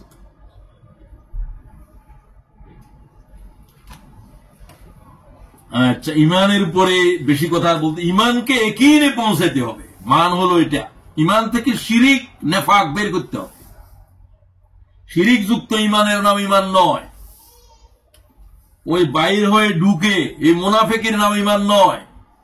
ওয়ালাম্মা ইয়াদখুলুল ঈমান ফি কুলুবিকুম, ওই যে বললেন হযরত ওমর, কাতাদা জিজ্ঞাসা করলো ইবনে ওমরকে যে তোমার আব্বাদের ঈমান কিরকম ছিল? আল ঈমান ফি কুলুবিহিম আযামু মিনাল জাবাল। পাহাড় যেরকম জমিনের উপরে দাঁড়িয়ে আছে, আমার আব্বাদের কলিজার মধ্যে জমিনের উপরে ঈমানের পাহাড় এইভাবে দাঁড়িয়েছিল। দুনিয়ার কোনো কিছুই, দুনিয়ার কোনো যাতনা, দুনিয়ার কোনো অত্যাচার তাদেরকে ঈমান থেকে এক চুল হটাতে পারে নাই। পাশ্চাত্য দুনিয়ায় যারা থাকি আমরা, তাদেরকে আমি বলছি, এই সভ্যতার জৌলুস, এই সভ্যতার অনাচার, এই সভ্যতার বেবিচার, শরাব, নেশা এবং নারী, এই সবকিছু আমাদের চোখের সামনে আছে। একেবারে হাত বাড়াইলেই এর উপরে ঈমানের উপরে দাঁড়িয়ে থাকতে হলে, ওই আমাকে ইসমাইল ভাই একবার বলছিলেন, তিনি যখন পিএইচডি করতেছিলেন ক্যামব্রিজে, ঢাকা বিশ্ববিদ্যালয়ে, তিনি আমাকে বললেন, মফিজ ভাই, আমি এই সভ্যতার ভিতরে আছি, এই সভ্যতা আমার চামড়ার উপরেও আঘাত করে নাই, কলেজে যাওয়া তো অনেক দূরে। আমি ধন্যবাদ দিচ্ছি তাকে, সে এখনো জীবিত আছে, চট্টগ্রামে তার বাড়ি। আমাকে ইসমাইল ভাই বললেন, আমি আমার ওয়াইফ, আমরা সবাই দেখতে গেলাম, আমি অক্সফোর্ড দেখতে গেলাম, ক্যামব্রিজ দেখতে গিয়েছি, তো ইসমাইল ভাইয়ের সাথে দেখা হলো। উনি বললেন, মফিজ ভাই, এই সভ্যতার জৌলুস আমার চামড়ার উপরেও আঘাত করে নাই, আমার কলিজা পর্যন্ত যাওয়া তো বহুত দূরে। তিনি চলেই গেছেন পিএইচডি নিয়ে, থাকেন না এই দেশে। তো আমি চলে যাওয়ার জন্য বলতেছি না, বলতেছি এরকম মানুষ আল্লাহ তাআলা এই আন্দোলনের ভিতরে, এই বিপ্লবের ভিতরে আল্লাহ সৃষ্টি করেছেন। তাদের মতো হওয়ার চেষ্টা করেন। এই পর্যন্ত ঈমানকে পৌঁছানো, এটা বহু আলেম ওলামার ভিতরে আপনি খুঁজে পাবেন না। এরা তো কতগুলো চিজ যেগুলো বেচা কিনা হইতেছে আজকের সমাজে না। তো এই ঈমান বাড়বে কোরআন শরীফ যত পড়বেন। ওয়াইযা তুলিয়াত আলাইহিম আয়াতুহু যাদাতুহুম ঈমানা, ঈমান বাড়তে থাকবে আল্লাহর কোরআন শরীফ তেলাওয়াতের কারণে। তো ঈমান মান হচ্ছে প্রতিদিন ঈমান আনতে হবে, প্রতিদিন চার্জ দিতে হবে, প্রতিদিন ঈমান আনতে হবে। আপনি মনে করেন যে আমি তো প্রতিদিন কি ঈমান আনে, ইয়া আইয়ুহাল্লাযীনা আমানু আমিনু, এই ঈমানদারগণ ঈমান আনো, ঈমান আনো। কতদিন? যতদিন মউত না হবে ততদিন ঈমান আনতে হবে। মউতের বিছানাও ঈমান আনতে হবে, ঈমান নিয়ে কবরে যেতে হবে। খুব খেয়াল করেন ভাই বন্ধুদেরকে বলতেছি, তার মানে প্রতিদিন কোরআন শরীফ পড়লে আপনার ভিতরে ঈমান বৃদ্ধি পাবে। এই কথাটুকু আল্লাহর কোরআন শরীফ থেকে আমরা শিখলাম। তো আর কোরআন শরীফের পড়ার সময় ইমানকে বৃদ্ধি করার উপযুক্ত সময় হলো ভোরবেলা। ভোর হলো ফজরের আগে। রাসূলুল্লাহ সাল্লাল্লাহু আলাইহি ওয়াসাল্লাম কখন জাগতেন? ইযা সামি'উস সারিক, মোরগ যখন প্রথম আওয়াজ দেয় রাসূলুল্লাহর পিঠ বিছনা থেকে উঠে যেত। হযরতে আয়েশা বলেন তখন থেকে ভোর শুরু হবে। আপনার আর আমার ভোর শুরু হয় 7টা বাজে, কারো 8টা বাজে। আল্লাহু আকবার। সুতরাং আমার ভিতরে কোরআন শরীফের আসর কিভাবে পয়দা হবে? এরপরে আসেন আল্লাহ তাআলার বিধানের উপরে যত আয়াত আছে তার ভিতরে 3টা জিনিস বেশি গুরুত্বপূর্ণ, সেগুলাকে নিষ্ঠার সাথে পালন করতে হবে। 1 নম্বর হলো সালাত। আইয়ুল আমালি আফজাল ইয়া রাসূলুল্লাহ, আল্লাহ যত নির্দেশ দিয়েছেন সবচেয়ে গুরুত্বপূর্ণ কি? রাসূলকে জিজ্ঞাসা করা হবে। মান খেয়াল করেন। ক্বালা রাসূলুল্লাহ, রাসূলুল্লাহ জবাব দিচ্ছেন আসসালাতু লিওয়াক্তিহা, ওয়াক্তের সাথে নামাজ আদায় করো। ওয়াক্ত উল্লেখ করে দিলেন কারণ ওয়াক্তের সাথে নামাজ আদায় করা ফরজ। ওয়াক্তের সাথে নামাজ আদায় করো। ফজরের নামাজ যদি কেউ 7টা বাজে প্রতিদিন পড়ে, দেখি নামাজ হবে? তখন তো সূর্য উদয় হয়ে যায় না। এরপর সালাত সবচেয়ে গুরুত্বপূর্ণ। ওয়াসজুদু ওয়াক্তারিব, আল্লাহর নৈকট্য হাসিল করার যত ইবাদত আছে নামাজের কোনো বিকল্প নাই। সিজদা হচ্ছে ওই ইবাদত যে ইবাদতে আল্লাহ তাআলার গোলামকে আল্লাহর কদমের উপরে হাজির করে দেয়। কোরআনের আয়াত ফল প্রস্ট্রেশন, প্রস্ট্রেট করতে থাকলে আল্লাহর একেবারে নিকটে চলে যায়। ওয়াক্তারিব কোরআনের আয়াত এটা। সুতরাং কাদ আফলাহাল মুমিনুন আল্লাযীনা হুম ফী সালাতিহিম খাশিউন, ওই নামাজ অর্জন করেন, পড়েন যে নামাজ খাশিউনদের নামাজ। নামাজের ভিতরে কিছু আছে খাশিউন, যাদেরকে আল্লাহ তাআলা প্রশংসা করলেন, আর আছে রাউন সাহুন, লোক দেখানো অবহেলার নামাজি। যোহর আর আসরের নামাজ পড়তে গিয়ে সময় চলে যায়, গাফেল। আর লোক দেখানো, লোকদেরকে দেখানোর জন্য কিসের ওযু, কিসের গোসল, রাজনীতির সভা করেন, মিছিল করেন, ভোটের জন্য গেছে, ওযু ছাড়া নামাজ পড়ে। আল্লাহ বলেন লানত এদের উপরে, ফাওয়াইলুল লিল মুসাল্লিন, এই ধরনের মুসল্লিদের উপরে আল্লাহর লানত, অভিশাপ। তো আসেন সালাত আদায় করতে হবে। মান হলো সাল্লু কামা রাআইতুমুনি উসাল্লি, আমি যেভাবে সালাত আদায় করি সেভাবে আদায় করি। সাহাবী নামাজ আদায় করলেন, হুজুর দেখে রইলেন। হুজুর বলছে কি নামাজ পড়েছ? আবার সালাত পড়ো। আবার পড়লেন, রাসূলুল্লাহ তাকিয়ে রইলেন, যে সালাত আদায় হয়নি। তুমি কি সালাত আদায় করো? তখন হাদিস বললেন সাল্লু কামা রাআইতুমুনি উসাল্লি, আমি যেভাবে নামাজ আদায় করি সেভাবে আদায় করো। খুব খেয়াল করেন। রাসূলুল্লাহর সালাতের উপরে অনেক কিতাব আছে, আমারও বক্তব্য আছে, আপনারা পড়ে নেবেন। আর সালাতের মান হলো সল্লে সালাতু মাওয়াদ্দাইন, হুজুর বলেন জীবনের আখেরি নামাজ পড়িবা, যে নামাজ পড়িবা। আজকে যোহর নামাজ পড়বো, এখন হুজুর বলছেন যখন নামাজে দাঁড়াবে তখন ভাববে এটা আমার জীবনের শেষ নামাজ। আর নামাজ পড়ার জন্য আরেকবার যোহর পর্যন্ত আমার হায়াত আছে কিনা আমি জানি না। এই হলো মান। নামাজের ভিতরে বুতাম লাগার, নামাজের ভিতরে মোবাইল খোলে, কত কিছু করে। এই সমস্ত নামাজের উপরে আল্লাহ নামাজের এদের উপরে নিক্ষেপ করে দেয়। হাদিসের লফজ, কোন কোন হাদিসে বলছে এদের নামাজ, এদের ইবাদত মাথার এক বিগত উপরে উঠে না, আকাশে যাওয়ার তো দূরের কথা। সুম্মা আইয়ু ইয়া রাসূলুল্লাহ, হুজুর আল্লাহ তাআলার বিধানের দ্বিতীয় গুরুত্বপূর্ণ কথাটা বলেন ইবাদত হিসাবে, যেটা আল্লাহ বলছেন বিররুল ওয়ালিদাইন, মাতা পিতার খেদমত করো, মাতা পিতার সাথে ভালো আচরণ করো। কোন ইউরোপ জগতে থাকি মাতা পিতার কোন যে অধিকার আছে, এ কথা এদের অধিকারের কিতাবেই নাই, সংবিধানেই নাই। মানবাধিকার নিয়ে অনেক সোচ্চার। আরে মানবাধিকার, পিতামাতার অধিকার আগে বলো, তারপরে মানবাধিকার। যাদের কারণে পৃথিবীতে জন্ম হয়েছে তোমার, যে সভ্যতা তার মাতা পিতাকে চিনল না, এটাকে সভ্যতা বলা যায় না।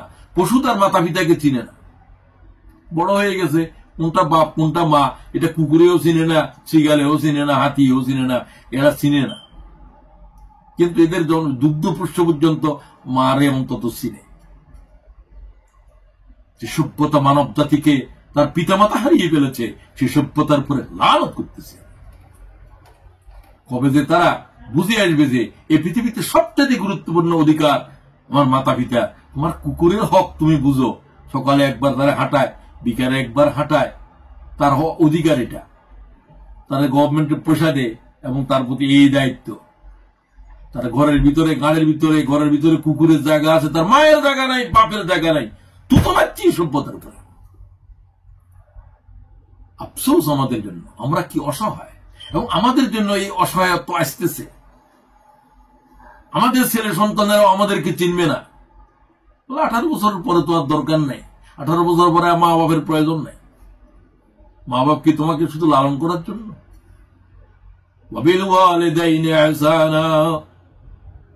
আমি আর মাতা পিতার হক আদায় করতে গেলে অনেক সময় চলে যাবে, শুধু ইয়ে বললাম না। সব ভাই বোনদেরকে বলতে চাই, ইসলামী আন্দোলন কর্মীদেরকে, জেহাদের জন্য আসলেন হুজুর, তার দিকে তাকাই বললেন, তোমার ঘরে কে আছে? কইতে আমার আম্মা আছে। তোমার আম্মার কি অবস্থা? কই অসুস্থ। চলে যাও। কিসের জেহাদ তোমার? তুমি মায়ের সাথে জেহাদ করো। রাসূলুল্লাহ বললেন তোমার জেহাদ নাই। হযরতে ওয়াইস রাসূলুল্লাহর কাছে জন্মগ্রহণ করেছেন, হুজুরের রওজার পাশেই তার বাড়ি, ইয়ামন করন শহরে। রাসূলুল্লাহকে দেখতে পারলেন না মায়ের সেবার জন্য, তিনি বিয়েও করেন নাই। প্যারালাইজড মা ঘরের ভিতরে, মায়ের সেবা করেছেন, কেউ নাই দেখা।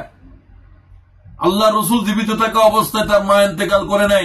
হযরত ওয়াইস রাসূলুল্লাহর উপরে ঈমান আনলেন, সবকিছু করলেন, কিন্তু রাসূলুল্লাহ সাহাবী হইতে পারলেন না। আর হুজুর বললেন আমার ইন্তেকালের পরে তার মাও ইন্তেকাল করবে, সে তখন আসবে মদিনায়, আমার রওজায় কাঁদতে থাকবে।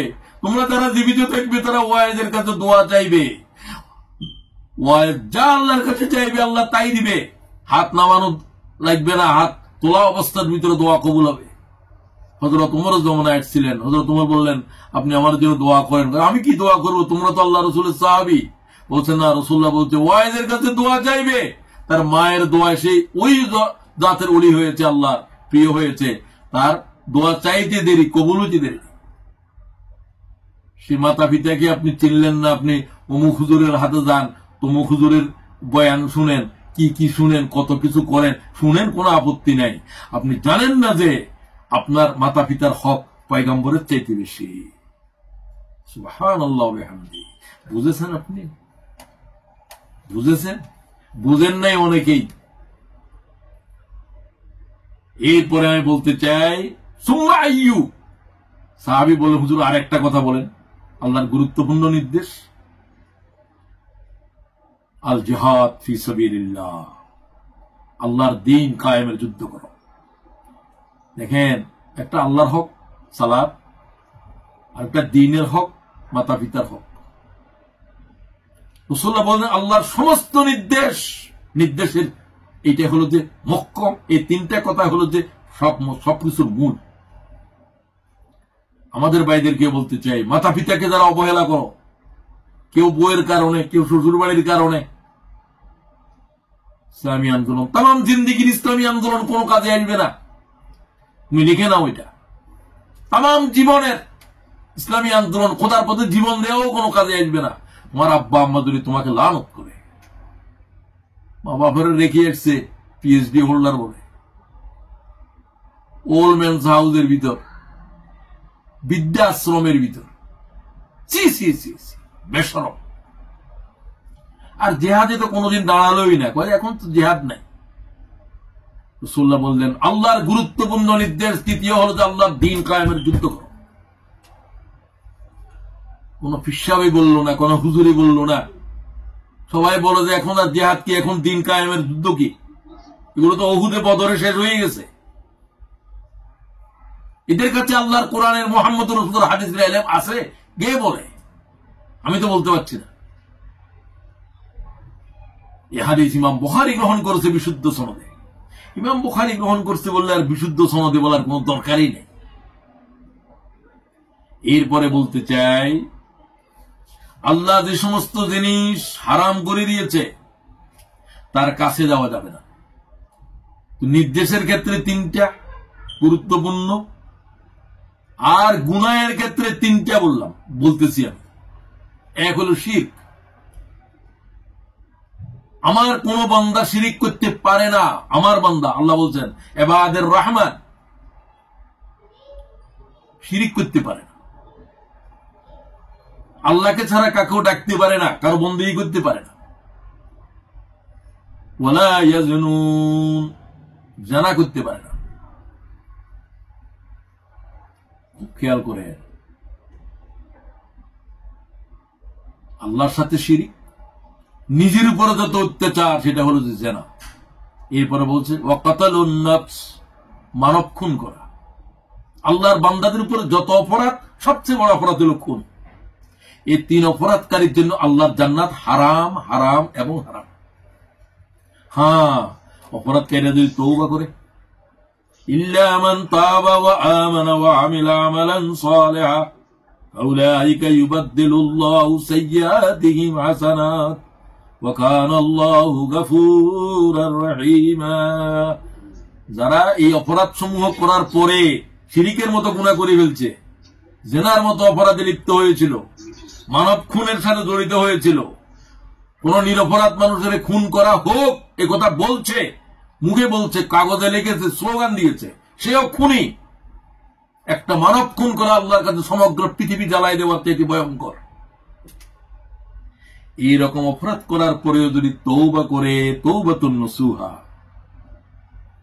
কাঁদে, আবার ঈমান আনে, সদকা করে, নেকামল করে, আল্লাহ তার গুনাহ এটাকে নেকামল বানায় দেয়। শিরিক এটাকে, জেনা এটাকে, কতল করা এটাকে নেকে আমল বানায় দেয়।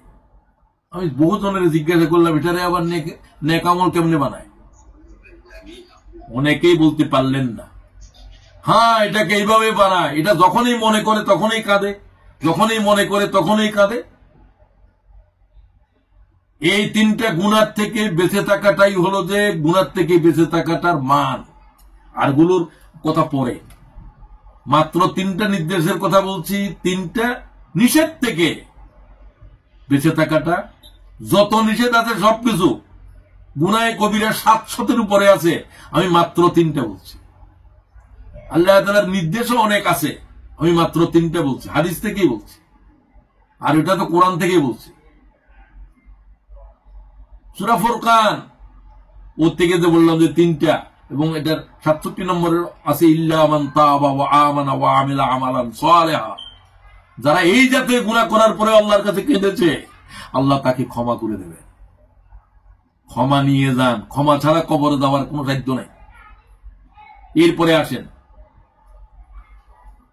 ইসলামী আন্দোলন কর্মীদের গুরুত্বপূর্ণ আরেকটি মান হলো, আরেকটা গুণ হলো, যে গুণের মান তো পরে, আগে গুণ হলো দায়ী হওয়ার যোগ্যতা অর্জন করেন। বি এ দায়ী আল্লাহ ফর হোল টাইম, 24/7 সার্বক্ষণিক দায়ী হয়ে যাও। সময় পেলাম কিছুদিন, কিছু একজনের কথা বললেন, না না, এই সমস্ত অকেশনাল দায়ীদের কোনো দরকার নেই। না, সব কাজের উপরে, সব কথার উপরে আল্লাহর দিনকে অগ্রাধিকার দাও। আল্লামা মওদুদী সাহেব বিভাগে বলেন, দিন কো তরজিহ দেনা, দিন কো তরজিহ দেনা। সবকিছুর উপরে আল্লাহর দিনকে তরজিহ দাও, গুরুত্ব দাও। নবীরা এসেছে দিনের জন্য, নামাজের জন্য, রোজার জন্য নয়। লিইউযহিরাহু আলাদ দীনি কুল্লি, সে দিনের দাওয়াত দাও, সে দিন কায়েম করার যুদ্ধ করো, সে দিন কায়েমের সাথে সম্পৃক্ত হও, সংগঠনে থাকো। ইসলামী আন্দোলনে থাকা কি ফরজ? ফরজের উপরে কিছু দেখলে সেটা ফরজ, মানে ফরজের ভিতরে গুরুত্বপূর্ণ ফরজ আছে, যে ফরজ ওই সব ফরজ গুলোকে নাকচ করে দেয়। আল্লাহর দ্বীনের যুদ্ধ করা, আল্লাহর দ্বীনের প্রতিষ্ঠা করার সংগ্রাম করা নামাজের চাইতে গুরুত্বপূর্ণ, রোজার চাইতে গুরুত্বপূর্ণ, হজ্জে বাইতুল্লাহর চাইতে গুরুত্বপূর্ণ, ঈমান ছাড়া আর সবকিছু চাইতে গুরুত্বপূর্ণ। আমি কোথায় বলেছিলাম যে আল্লাহর দ্বীন কায়েম যেমন সমস্ত আল্লাহর হুকুমকে মুলতবি করে দে, আর তোমরা এটাকে মুলতবি করে দিছ। কি আজীব কথা এগুলো! ইসলামী আন্দোলনের দায়িত্বশীলদেরকে বলতে চাই, এই আন্দোলনে বায়াতবদ্ধ হওয়া কি জন্য প্রয়োজন, তুমি এটার থেকে বুঝো। সাহাবায়ে কেরাম বলছেন, আমরা রাসূলুল্লাহর হাতে হাত দিয়ে বায়াত গ্রহণ করেছিলাম আল্লাহর দ্বীন কায়েম করার যুদ্ধ করব। বুখারী, নাহনুল্লাযী বায়াউ মুহাম্মাদ আলাল জিহাদ মা বাকিনা আবাদা। আমরা আল্লাহ রাসূলের হাত দিয়ে বলেছিলাম যে ইয়া রাসূলুল্লাহ, আমরা নিঃশ্বাস থাকা পর্যন্ত আল্লাহর দ্বীন কায়েমের যুদ্ধ করব। আপনি কোন নিঃশ্বাস থাকা দূরের কথা, আপনি তো জিন্দেগি তো আল্লাহর দ্বীন কায়েমের জন্য কোনোদিন চিন্তাও করেন নাই। তো ওই ব্যক্তি কি হবে কিয়ামতের দিন? নামাজ রোজা তো অনেক আছে, কিন্তু দ্বীন কায়েমে কোনো চিন্তাও নাই, কোনোদিন দ্বীন কায়েমের সংগঠনের কাছেও যায় না। এরা তো দুনিয়াদার, ক্ষমতা চায়। কত বড় দুশ্মন তুমি আল্লাহর দ্বীনের। সাহাবায়ে কেরাম বলছেন, আমরা রাসূলুল্লাহর হাতে হাত দিয়ে বায়াত গ্রহণ করে বলছি, আমরা মরণ পর্যন্ত আল্লাহর দ্বীন কায়েমের যুদ্ধ করব। বুখারীর রওয়ায়াত, আখতারাহুমুল্লাহু লিসুহবাতি নবীহি। আব্দুল্লাহ ইবনে মাসউদের হাদিস শুনে, আখতারাহুমুল্লাহু লিসুহবাতি নবীহি ওয়া লিইকামাতি দীনিহি। আমাদেরকে আল্লাহ তাআলা বাছাই করেছেন, আমাদেরকে দুই জিনিস দিয়েছেন, রাসূলুল্লাহর সাথী হওয়ার নিয়ামত দিয়েছেন, এবং আমাদের কাজ ছিল ওয়া লিইকামাতি দীনিহি, আল্লাহর দ্বীন কায়েমের যুদ্ধ করা। উমা, আপনি তো খালি জিকির করেন, জিকির করেন, জিকির করার জন্য তো কোনো নিষেধ নাই। আপনি কি আল্লাহ তাআলার দ্বীন কায়েমের যুদ্ধ করেন? দ্বীন কায়েমের জন্য কোনোদিন চিন্তা করেছেন? এই অবস্থা যদি দুনিয়া থেকে চলে যান, আপনার খবর কি হবে? আমি আল্লাহ রাসূলের জবান থেকে বলতেছি। ইমাম মুসলিম হাদিস নিয়েছেন, মাম্মাতা ওয়ালাম ইয়াকজু ওয়ালাম ইউহাদ্দিস বিহি নাফসুহু মাতা আলা শুবাতিন মিনান নিফাক। যে জিহাদ করলো না, জিহাদ মানে মারামারির নাম জিহাদ নয়, লাঠালাঠির নাম জিহাদ নয়, জিহাদ মানে প্রচেষ্টা। কিভাবে আল্লাহর দ্বীন দুনিয়ার উপরে আসবে এই চিন্তা করাও জিহাদ, চিন্তা এটাও জিহাদ। এই জন্য কাগজে লেখা, টুইট করা, মেসেজ দেওয়া সব জিহাদ। কথা বলা, আমি এখন জিহাদ, কথা বলার জিহাদ করতেছি, আপনারা শোনার জিহাদ করতেছেন, সময় দিতেছেন। কোন জালেমে বলছে জিহাদ মানে মারামারি, খুনাখুনি? শত্রুরা বলছে এগুলো। খুব ভালো করে বুঝবেন, আল্লাহ তাআলার দ্বীনের ফিকির নিয়ে কোনোদিন চিন্তা করলেন না, এই অবস্থায় মারা গেলেন।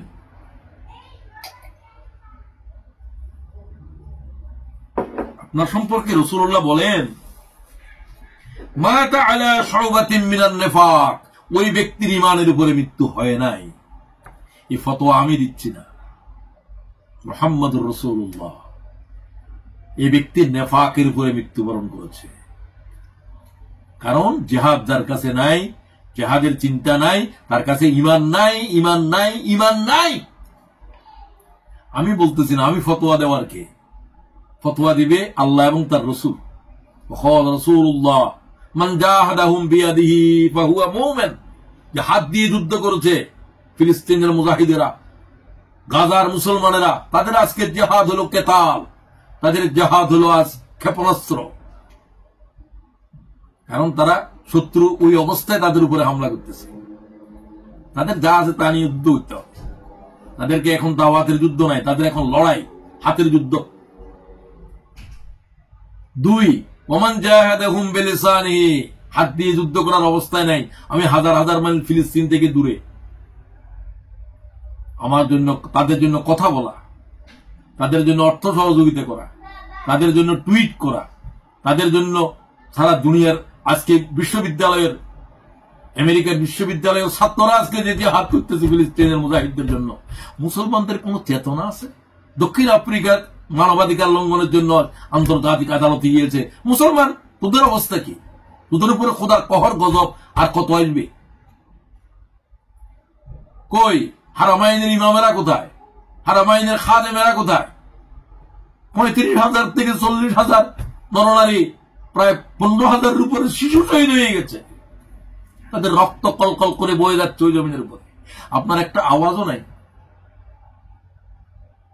আপনি বায়তুল্লাহতে গিয়ে উমরা করেন, আরে তারা এখন বায়তুল্লাহতে গিয়ে উমরা করো, হাজার হাজার টাকা খরচ করে নফল উমরা করতেছ, বায়তুল্লাহতে ইতিকাফ করতেছ, তোমরা গুমরা হয়ে গেছো।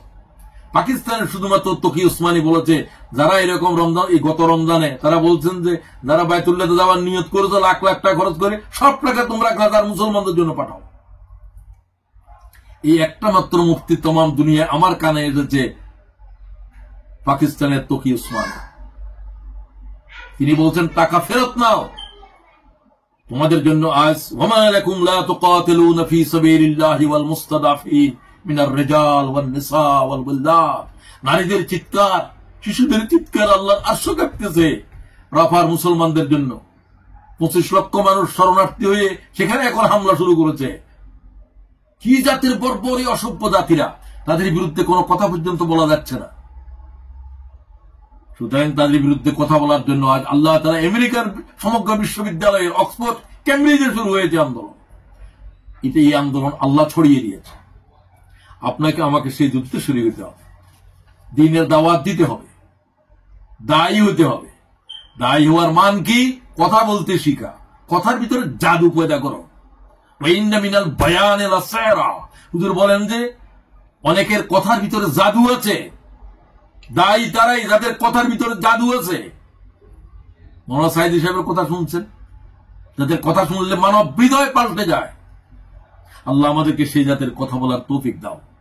ভাষা শিখতে হবে, ভাষা আমাদের ভাষা নয়, যাদের কাছে দাওয়াত দিবেন তাদের ভাষা। তাদের ভাষায় আল্লাহ সব পয়গম্বরদেরকে পাঠাইছে জমিনে, শুধু রসুল মোহাম্মদ রসুল্লাহ ছাড়া। কারণ তিনি বিশ্ববাসীর জন্য বিশ্ববাসীর ভাষা নিয়ে আসেন নাই, তিনি শুধু আরবি ভাষা নিয়ে আসেন। সে ভাষা সবাইকে শিখতে হবে। কোরআন শরীফ এই ভাষাতেই থাকবে। আর সব পয়গম্বরকে কওমের ভাষা দেওয়া হয়েছে। আপনাকে ইউরোপের যে জায়গাতে থাকেন আপনি, তাদের ভাষা শিখে আপনার জন্য জরুরি। তাদের রিজিক খান, তাদের দেশে চাকরি করেন। আমার দেশ আমার জায়গা দিল না, এরা জায়গা দিল। এদের কাছে আল্লাহর দিন পৌঁছায় দেওয়া কি আমার উপর ফরজ নয়? 24 ঘন্টার দায়ী হয়ে যান, রাত্রে দিনে। সূরা নূহ আলাইহিস সালাম বেশি দায়ী ছিলেন। আল্লাহ তাআলা তিনি বলেন, ও আল্লাহ, আমি দিনে দাওয়াত দিয়েছি, রাত্রে দাওয়াত দিয়েছি, সকালে দাওয়াত দিয়েছি, বিকালে দিয়েছি, একাকী দিয়েছি, জমা করে করে দিয়েছি। আপনাকেও সেভাবে দিতে হবে। রাব্বিনি দাউদুহুম জাহারা রাব্বিনি আ'লানতু লাহুম ওয়া আসরারতু লাহুম ইসরারা। ও আল্লাহ, আমি একাকী দাওয়াত দিয়েছি, টার্গেট করে করে, আল্লাহ জমা করে করে, মিটিং করে করে দাওয়াত দিয়েছি। খুব খেয়াল করেন তো, সকালে বিকালে রাত্রে দিনে। রাব্বিনি দাউতু কওমি লাইলান ওয়া নাহারা, আমি দিনেও দিয়েছি, লাইলেও দিয়েছি, রাত্রেও দিয়েছি। তাহলে 24 ঘন্টায় দাওয়াতের ভিতরে দেখতে হবে। দাওয়াতটা আপনি দিচ্ছেন যে সে যেন জানবেন। আপনার বন্ধু কথাবার্তা বলতেছেন, তারা শেষে দিয়ে বলে দিলেন যে ও ভাই, ফিলিস্তিনের মুসলমানদের জন্য কি আমাদের কিছু করার নাই, আপনি দাওয়াত পৌঁছে দিলেন। ও ভাই, আমরা যে ঈমান আনলাম, মুসলমান হলাম, আমার আওলাদ, আমার বাল বাচ্চাগুলো কি মুসলমান থাকবো এই দেশে? এই ব্যাপারে কি আমার কোনো চিন্তা ভাবনা আছে? তাদের তো চাকরির ব্যাপারে চিন্তা নাই, তাদের থাকার ব্যাপারে চিন্তা নাই, তাদের ঈমানের ব্যাপারে কি চিন্তা নাই? আপনি তার কাছে দাওয়াত পৌঁছে দিচ্ছেন, সে জানতেছেও না। এইভাবে 24 ঘন্টার দায়ী হয়ে যান। দাওয়া দিতে দিতে ঘুমাইতে হবে। কলমের যে হাত শুরু করেন, কিছু লিখতে শিখেন, বলতে শিখেন, এবং অন্যদের কথা, অন্যদের বক্তব্যগুলোকে পৃথিবীর মানবতাদের কাছে আপনি জানেন না, যে জানে তার কথা পৌঁছে দেন। আজকে আলোচনা শুনতেছেন, এই আলোচনাকে বহন করে নিয়ে যান, এই আলোচনা আরেকজনকে শুনান। এটা ইউটিউবের আলোচনা তাম পৃথিবীর লক্ষ কোটি মানুষের কাছে আপনি পৌঁছে দিতে পারবেন, যেটা রসুলের যুগে ছিল না। আল্লাহ তো এখন দিয়েছে আপনাদেরকে সেই সুযোগ। এরপর আমি কথা শেষ করার আগে আর দুটো কথা বলতে চাই। অন্যের অধিকার, হক সম্পর্কে সাবধান হন। আমরা যারা দায়িত্বশীল হতে চাচ্ছি বড় ধরনের, আমাদের কাছে অন্যের আমানত, অন্যের হক সম্পর্কে আমাদের জ্ঞান থাকতে হবে। কারণ এটা এত বড় এক জিনিস যে এই ব্যাপারে কোনো সমস্যা থাকলে তার জান্নাতে যাওয়ার কোনো রাস্তা নেই। রাসূলুল্লাহ সাল্লাল্লাহু আলাইহি ওয়াসাল্লাম মুর্দার সামনে এসে জিজ্ঞাসা করতেন তার কোনো ঋণ আছে কিনা। কয়ে আছে। কয় তোমরা জানাজা পড়ো। আমি জানাজা পড়বো। রাসূলুল্লাহ কোনো ঋণগ্রস্ত ব্যক্তির জানাজা পড়েন নাই। এক সাহাবী বললেন, হুজুর আপনি জানাজা না পড়ে চলে গেলে এই লোকের কি হবে? কি হবে সেটা তো আমার কিছু করার নেই। হ্যাঁ, তোমরা কেউ যদি তার ঋণ পরিশোধ করার দায়িত্ব নাও, আমি জানাজা পড়বো। একজন বললেন, হুজুর সে আমার আত্মীয়, তার ঋণ আমি পরিশোধ করব। হুজুর বললেন, যে দায়িত্ব নিচ্ছ এখন দায়িত্ব তার উপর। রাসূলুল্লাহ জানাজার নামাজ পড়লেন। সুতরাং আপনার কাছে আরেকজনের হক, বোনের হক দেন নাই, বউয়ের হক আদায় করেন নাই, 40 বছর সংসার করেন না যে স্ত্রীর মোহর আদায় করেন নাই। আপনি জানেন না যে মোহর না দিলে বিয়ে জায়েজ নাই? হ্যাঁ, বলো তো আমি তো কিছু দিয়েছি, মশলা তো সেটা জানেন, কিছু দিলেও চলবে, আপনার পরে দিবেন। পরে দিবেন যে কি আপনার 80 বছরেও কি পর আসলো না? হয় দিতে হবে, তা না হলে তার সাথে তারা কোনো না কোনো পর্যায়ে তার মোহর আদায় করে দেন, কিছু সম্পত্তি তার জন্য নিয়ে নেন। অথবা সে যদি বলে যে তোমাকে আমার মোহর দিতে হবে না, আমি তোমারে ক্ষমা করে দিলাম, তাহলে হানিয়া মারিয়া, তুমি আনন্দের সাথে সেটা গ্রহণ করো। তো সেরকম হইতে হবে। বউ গজ সে তো আমার কোনোদিন টাকা দেও নাই, কিসের আমার মোহর আদায় করে? তার সাথে প্রত্যেক দিন আমার এগুলো নিয়ে দরবার চলে, ঘরে ঘরে ভায়োলেন্স চলে, ডোমেস্টিক ভায়োলেন্স। বউর সাথে যাবে তো তুমি খালি হের হক চাও, তুমি তো 1 নম্বর হক আদায় করো না মিয়া। স্ত্রীর কোনো হকেই আদায় করো নাই, মা বাপের হকও আদায় করো নাই, স্ত্রীর হকও আদায় করো নাই, ছেলে মেয়েদেরকে আল্লাহ দিন শিখানো যে হক তাদের ছিল মাথা ভিতরে উপরে, সে হকও আদায় করো নাই। তুমি তো হকের মামলা, তারা হকের মামলার জবরদস্ত আসামি। হুজুর বলেন যে সবচেয়ে গরিব লোককে, সাহাবীরা বললেন হুজুর যার টাকা পয়সা নাই। হুজুর বলেন না, সবচেয়ে গরিব লোক যে অনেক আমলের পাহাড় নিয়ে উঠবে, কিন্তু হকদারেরা সবকিছু বাদী হবে আল্লাহর সামনে। হুজুর আমারে কষ্ট দিয়েছিল অন্যায় ভাবে, তাই নাকি? দিয়েছিলা, তো এখন কি দিবা? এখন তারে নেকি দাও, আল্লাহ ঠিক করে দিবেন কি পরিমাণ নেকি দিতে হবে, কি পরিমাণ টর্চার করছিলা, তারে গালি দিছিলা, তার বদনাম করছিলা, সব কিছুর দাবি পূর্ণ হবে আজকে আমাদের মাঠে। সব হকদারের হক দিতে দিতে দিতে দিতে আর কিছু নাই। আরো তো হকদার রয়েছে, তোমার তো আর নেকি নাই, নেকির পাহাড় খতম হয়ে গেছে, এখন তার গুনাহ নাও, আল্লাহ ঠিক করে দিবেন এই অপরাধের জন্য, তারপরে এই জুলুমের জন্য কি পরিমাণ তার গুনাহ তুমি মান নিতে হবে। হুজুর বললেন সবচাইতে গরিব হলো সে যে নেকির পাহাড় উড়ে গেল, সে অন্যের গুনাহ নিয়ে জাহান্নামে নিক্ষিপ্ত হবে। এই কথাটাকে ভালো করেই বুঝার চেষ্টা করেন। সূরা নেসার 36 নম্বর আয়াতটা পড়ে নিয়েন। এখানে আল্লাহ 10টা হক বর্ণনা করেছে। আল্লাহর হক কি, মাতা পিতার হক কি, প্রতিবেশীর হক কি, এতিম মিসকিনের হক কি, খুব খেয়াল করেন। স্ত্রীর হক কি, ওয়াবিনিস সাবিল, আল্লাহর পথে যারা মুহাজির হয়েছে তাদের হক কি, ওয়ামা মালাকাত আইমানুকুম, গোলামদের কি অধিকার। একটা আয়াতের ভিতরে 10টা হক বর্ণনা করা হয়েছে, আর কোন হকই নেই।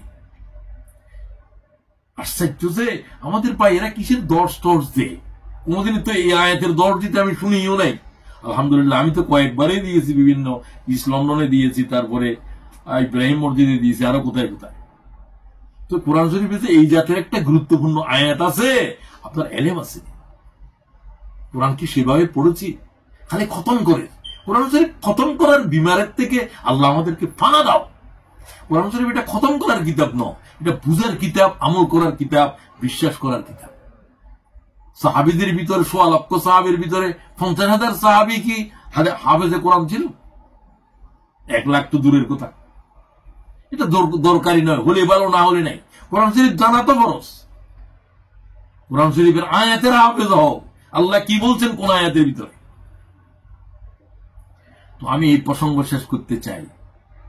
কোন হকদারের হক, হক তো আগেই বললাম, গালি দেওয়াও একটা অন্যের উপরে আমার হক।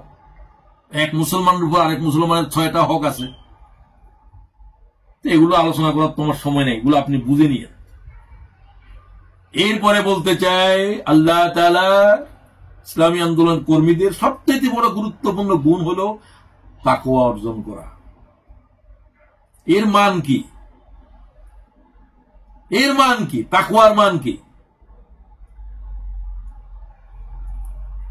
ইমামে আবু দাউদ প্রায় 4000-এর কাছাকাছি হাদিস লিখে শেষে বললেন যে আমার হাদিসগুলো তোমাদের পড়তে পারবে কিনা তোমরা জানি না, তবে আমি 4টা হাদিস তুলে ধরলাম।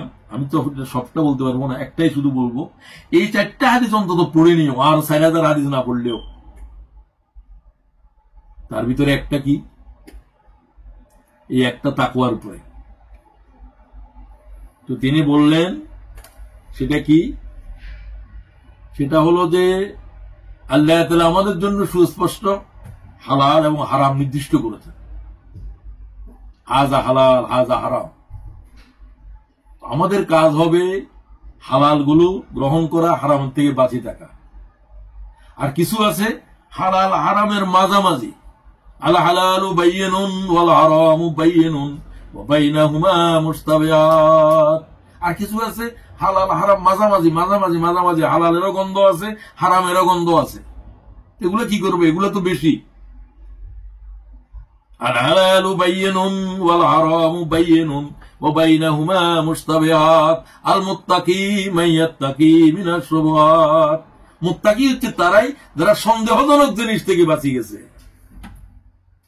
আজকে শুনেন এই কথা, তাকওয়া মানে লম্বা পাগড়ি, তাকওয়া মানে লম্বা দাড়ি, টুপি, তসবির মোটা মোটা দানা, এগুলা থেকে ভটকে যাবেন না।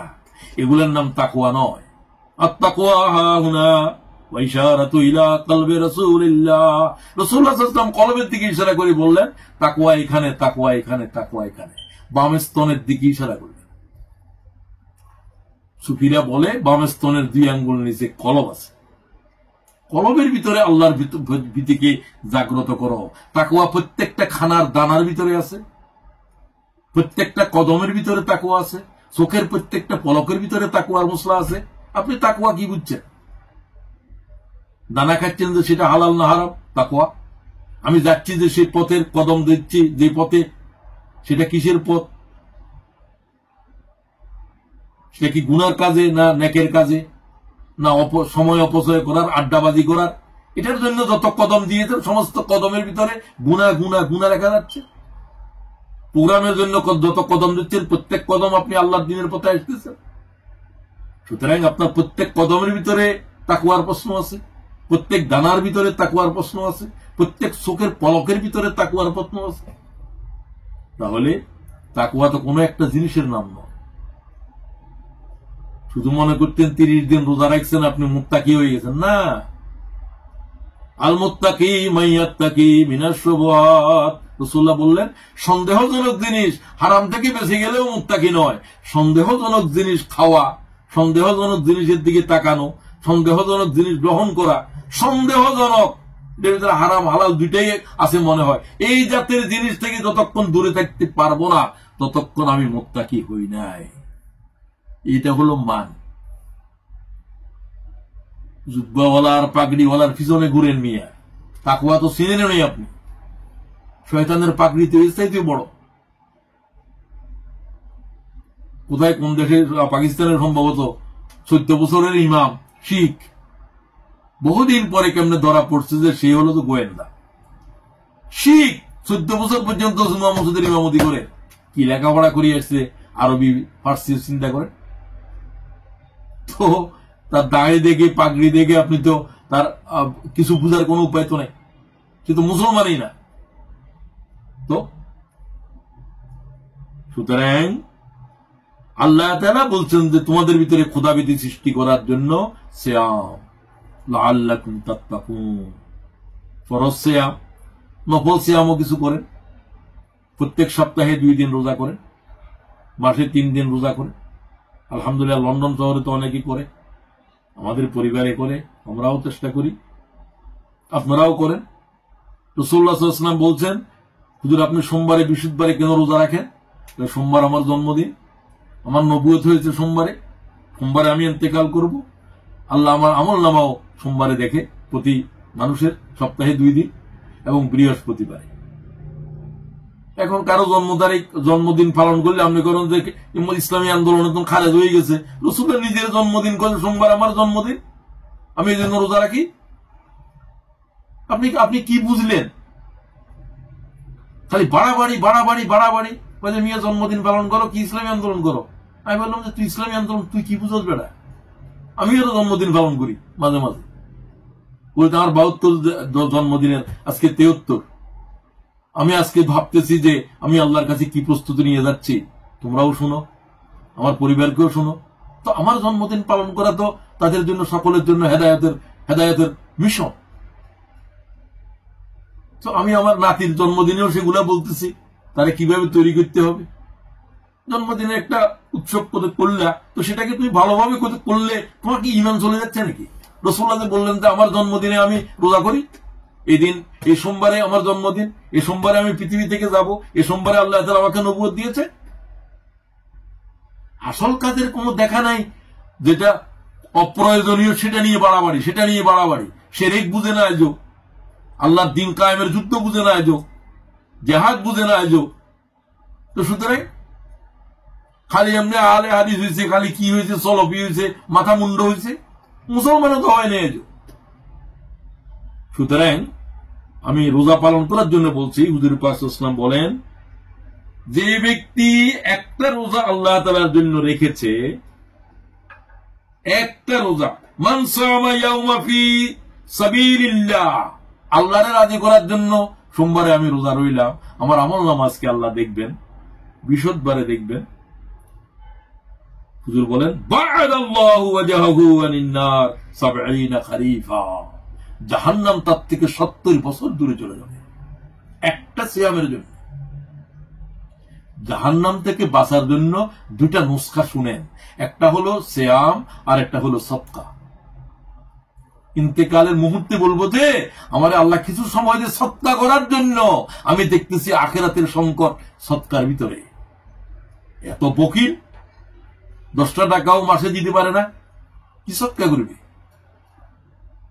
বকিলের জন্য খোদার জান্নাত নাই। বকিল আল্লাহ থেকে দূরে, জান্নাত থেকে দূরে, মানুষ থেকে দূরে। সুতরাং আপনি তো দূরে দূরে দূরে না। হুজুর সাল্লাল্লাহু আলাইহি ওয়াসাল্লাম আবু যরকে দেখে বললেন যে তারা ধ্বংস হয়ে গেছে, তারা ধ্বংস হয়ে গেছে, তারা ধ্বংস হয়ে গেছে। হুজুর বললেন, কে ধ্বংস হয়ে গেল? ফিদাকা আবি ওয়া উম্মি ইয়া রাসূলুল্লাহ। আরবিরা কথা বলতে এইভাবে বলে, আমার আব্বা আম্মা আপনার জন্য কুরবান হয়ে যাক, কারা ধ্বংস হয়ে গেল? ওয়ালাহুমুল আকসারুনা আমওয়ালা, মালওয়ালারা ধ্বংস হয়ে গেছে, মালওয়ালারা ধ্বংস হয়ে গেছে, মালওয়ালারা ধ্বংস হয়ে গেছে।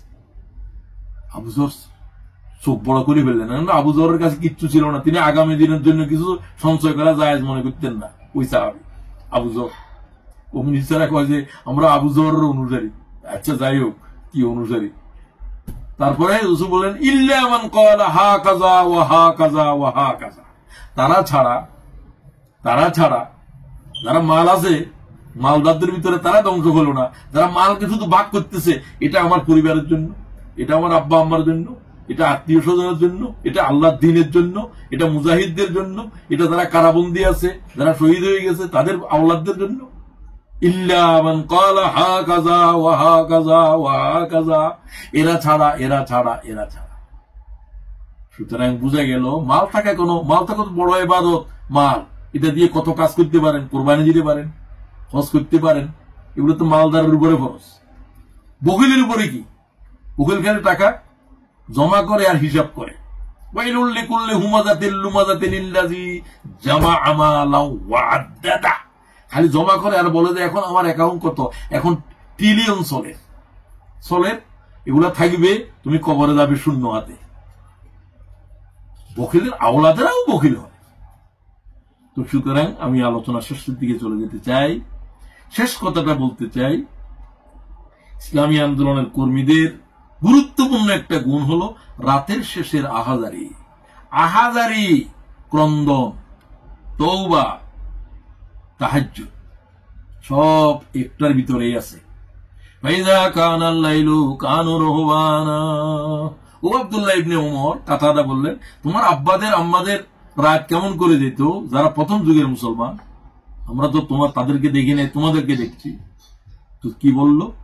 ফাইযা কানাল লাইলু কানু রহবানা, রাত আসলে আমার আব্বারা সংসার ত্যাগী হয়ে যেত। তাতাজাফা জুনুবুহুম আনিল মাজাজি ইয়াদউনা রাব্বাহুম খাউফান ওয়া তামা। আল্লাহ তাদের সম্পর্কে বলেছেন, এদের পিঠ বিছনা থেকে আলাদা হয়ে যায় আল্লাহর ভয়ে, এরা তাহাজ্জুদের জন্য খাড়া হয়ে যায় মানব যখন ঘুমিয়ে থাকে। ইসলামী আন্দোলনের দায়িত্বশীলগণ, নবীদের উপরে শেষ রাত জাগ্রত থাকা ফরজ ছিল। উম্মত, হুজুর বলছেন, হুজুরের সমস্ত উম্মতেরা তাহাজ্জুদ গুজার, সাহাবীরা। আমাদের জন্য হওয়া উচিত আফজালুস সিয়ামি বা'দা রমজান শাহরুল্লাহিল মুহাররম ওয়া আফজালুস সালাতি বা'দাল ফরিজা সালাতুল লাইল। ইমাম মুসলিম হাদিস নিচ্ছেন, রমজানের সমস্ত রোজার ভিতরে ফরজ রোজার পরে গুরুত্বপূর্ণ রোজা হলো মুহররমের রোজা, 9-10 তারিখ 2 দিন। সমস্ত নামাজ, ফরজ নামাজের পরে গুরুত্বপূর্ণ সালাত শেষ রাতের সালাত।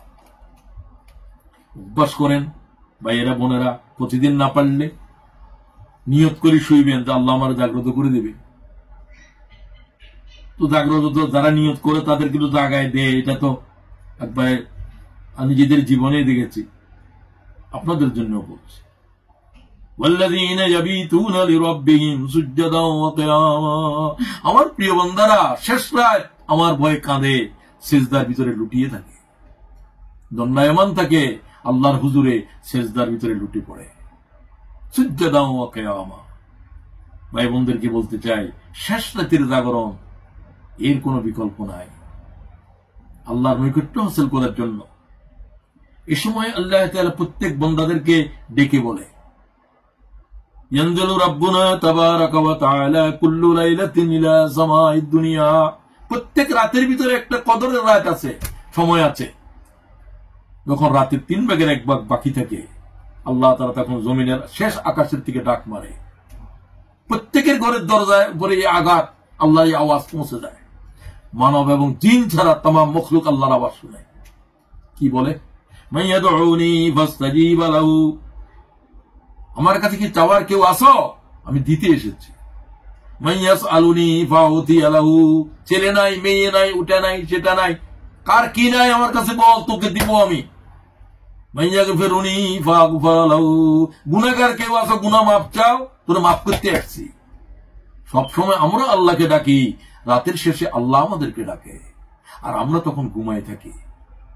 আজকে সিদ্ধান্ত নেন, আজকে আল্লাহ শুনলেন আমার ভিতরে এই ঘুম কিভাবে আসবে। এটার মান হলো প্রত্যেক রাত শেষ রাত জাগ্রত থাকা। আল্লাহ তো প্রতি রাতেই রাখতেছে, তাহলে তাড়াতাড়ি করে শুয়ে যেতে হবে। রাতের 12টা পর্যন্ত আপনার গল্প গুজবের শেষ নাই, টেলিভিশন দেখার শেষ নাই, মোবাইল শেষ করে দিচ্ছে জিন্দেগিরে। শেষ রাতের উঠার সময় নেই, কানের ভিতরে মোবাইল দিয়ে দিয়ে ঘুমায়, কি জাতের অথর্ব। সমস্ত চিকিৎসকেরা বলতেছে যে মোবাইল 2 ঘন্টা 3 ঘন্টা আগের থেকে বন্ধ করো, গরম পানীয় খাওয়া বন্ধ করো, 7-8 ঘন্টা ঘুমাইতে হবে, তাড়াতাড়ি ঘুমালেই তো ঘুমাইতে পারবেন। শরীরের ভিতরে যে মেলাটোনিন ও শরীরের ভিতরে যে সমস্ত দেহের ক্ষয় পূরণের কাজ হয়, এগুলো রাত 10টা থেকে 3টার ভিতরে হয়। এরপরে জাগ্রত হয়ে গেলে শরীরের উপকার। শেষ রাতে যারা জাগ্রত হয় তাদের স্বাস্থ্য ভালো থাকে। তো আমি আপনাদের কাছে ইসলামী আন্দোলনের কর্মীদের গুরুত্বপূর্ণ গুণ এবং তার মান সংক্ষেপে আলোচনা করার চেষ্টা করেছি। আমার কাছে এই মান পর্যন্ত যা বলেছি সবটাই, সবকিছুর আছে, আমি এটা বলতে পারতেছি না, চেষ্টা করতেছি করার জন্য। হতে পারে যারা আলোচনা শুনছেন তাদের ভিতরে আল্লাহ তাআলা আমাদের চাইতে অনেক যোগ্যতা সম্পন্ন ভাই বোন রয়েছে। আমরা তাদেরকে বলতে চাই, মানের কোন শেষ নাই, এই চূড়া কেউ স্পর্শ করতে পারবে না। স্পর্শ করার জন্য কোশিশ করতে হবে, জেহাদ করতে হবে। আল্লাহ যেন আমাদের ভিতরে এই গুণাবলীগুলোর মান পয়দা করে দেয়। আল্লাহ তাআলা আমরা যারা বায়াতবদ্ধ হওয়ার জন্য অগ্রসর হচ্ছি, আল্লাহ আমাদেরকে, আল্লাহ তাআলা এখন তো আর ইসলামী সরকার নাই, তার হাতে বায়াত হব। আল্লাহর দ্বীন কায়েম করার জন্য যে সমস্ত সংগঠন দুনিয়ায় কাজ করছে, সেই সংগঠনের দায়িত্বশীলদের হাতে আপনারা বায়াতবদ্ধ হবেন খোদার দ্বীন কায়েম করার জন্য। সাহাবীরা যে লব্ধ বলেছিল, মা আমরা নাহানুল্লাযী বায়াউ মুহাম্মাদ আলাল জিহাদ মা বাকিনা আবাদা, মা বাকিনা আবাদা, যতদিন আমরা বেঁচে থাকবো আমাদের শেষ নিঃশ্বাস পর্যন্ত আল্লাহর দ্বীন কায়েমের জন্য আমরা প্রচেষ্টা করতে থাকবো। এই কথাটি কি আজকের শেষ কথা? বলতে গেলে এই কথাটাকেই জীবনের জন্য আজকে মনে করে নেন। আমরাও আজকে শপথ নিলাম, আমরা আল্লাহ তাআলা এই জন্য বায়াতবদ্ধ হব যে আমরা আমাদের শেষ নিঃশ্বাস পর্যন্ত আল্লাহর দ্বীনের উপরে থাকবো, দ্বীনের জেহাদে থাকবো, দ্বীনের দাওয়াতের ভিতরে থাকবো, আল্লাহর দ্বীন জিন্দা করার, মেহনত করার এই কাজ যারা আছে তাদের সাথে থাকবো। আল্লাহ আমাকে আপনাদেরকে তৌফিক দান করুন। আসসালামু আলাইকুম ওয়া রাহমাতুল্লাহি ওয়া বারাকাতুহু।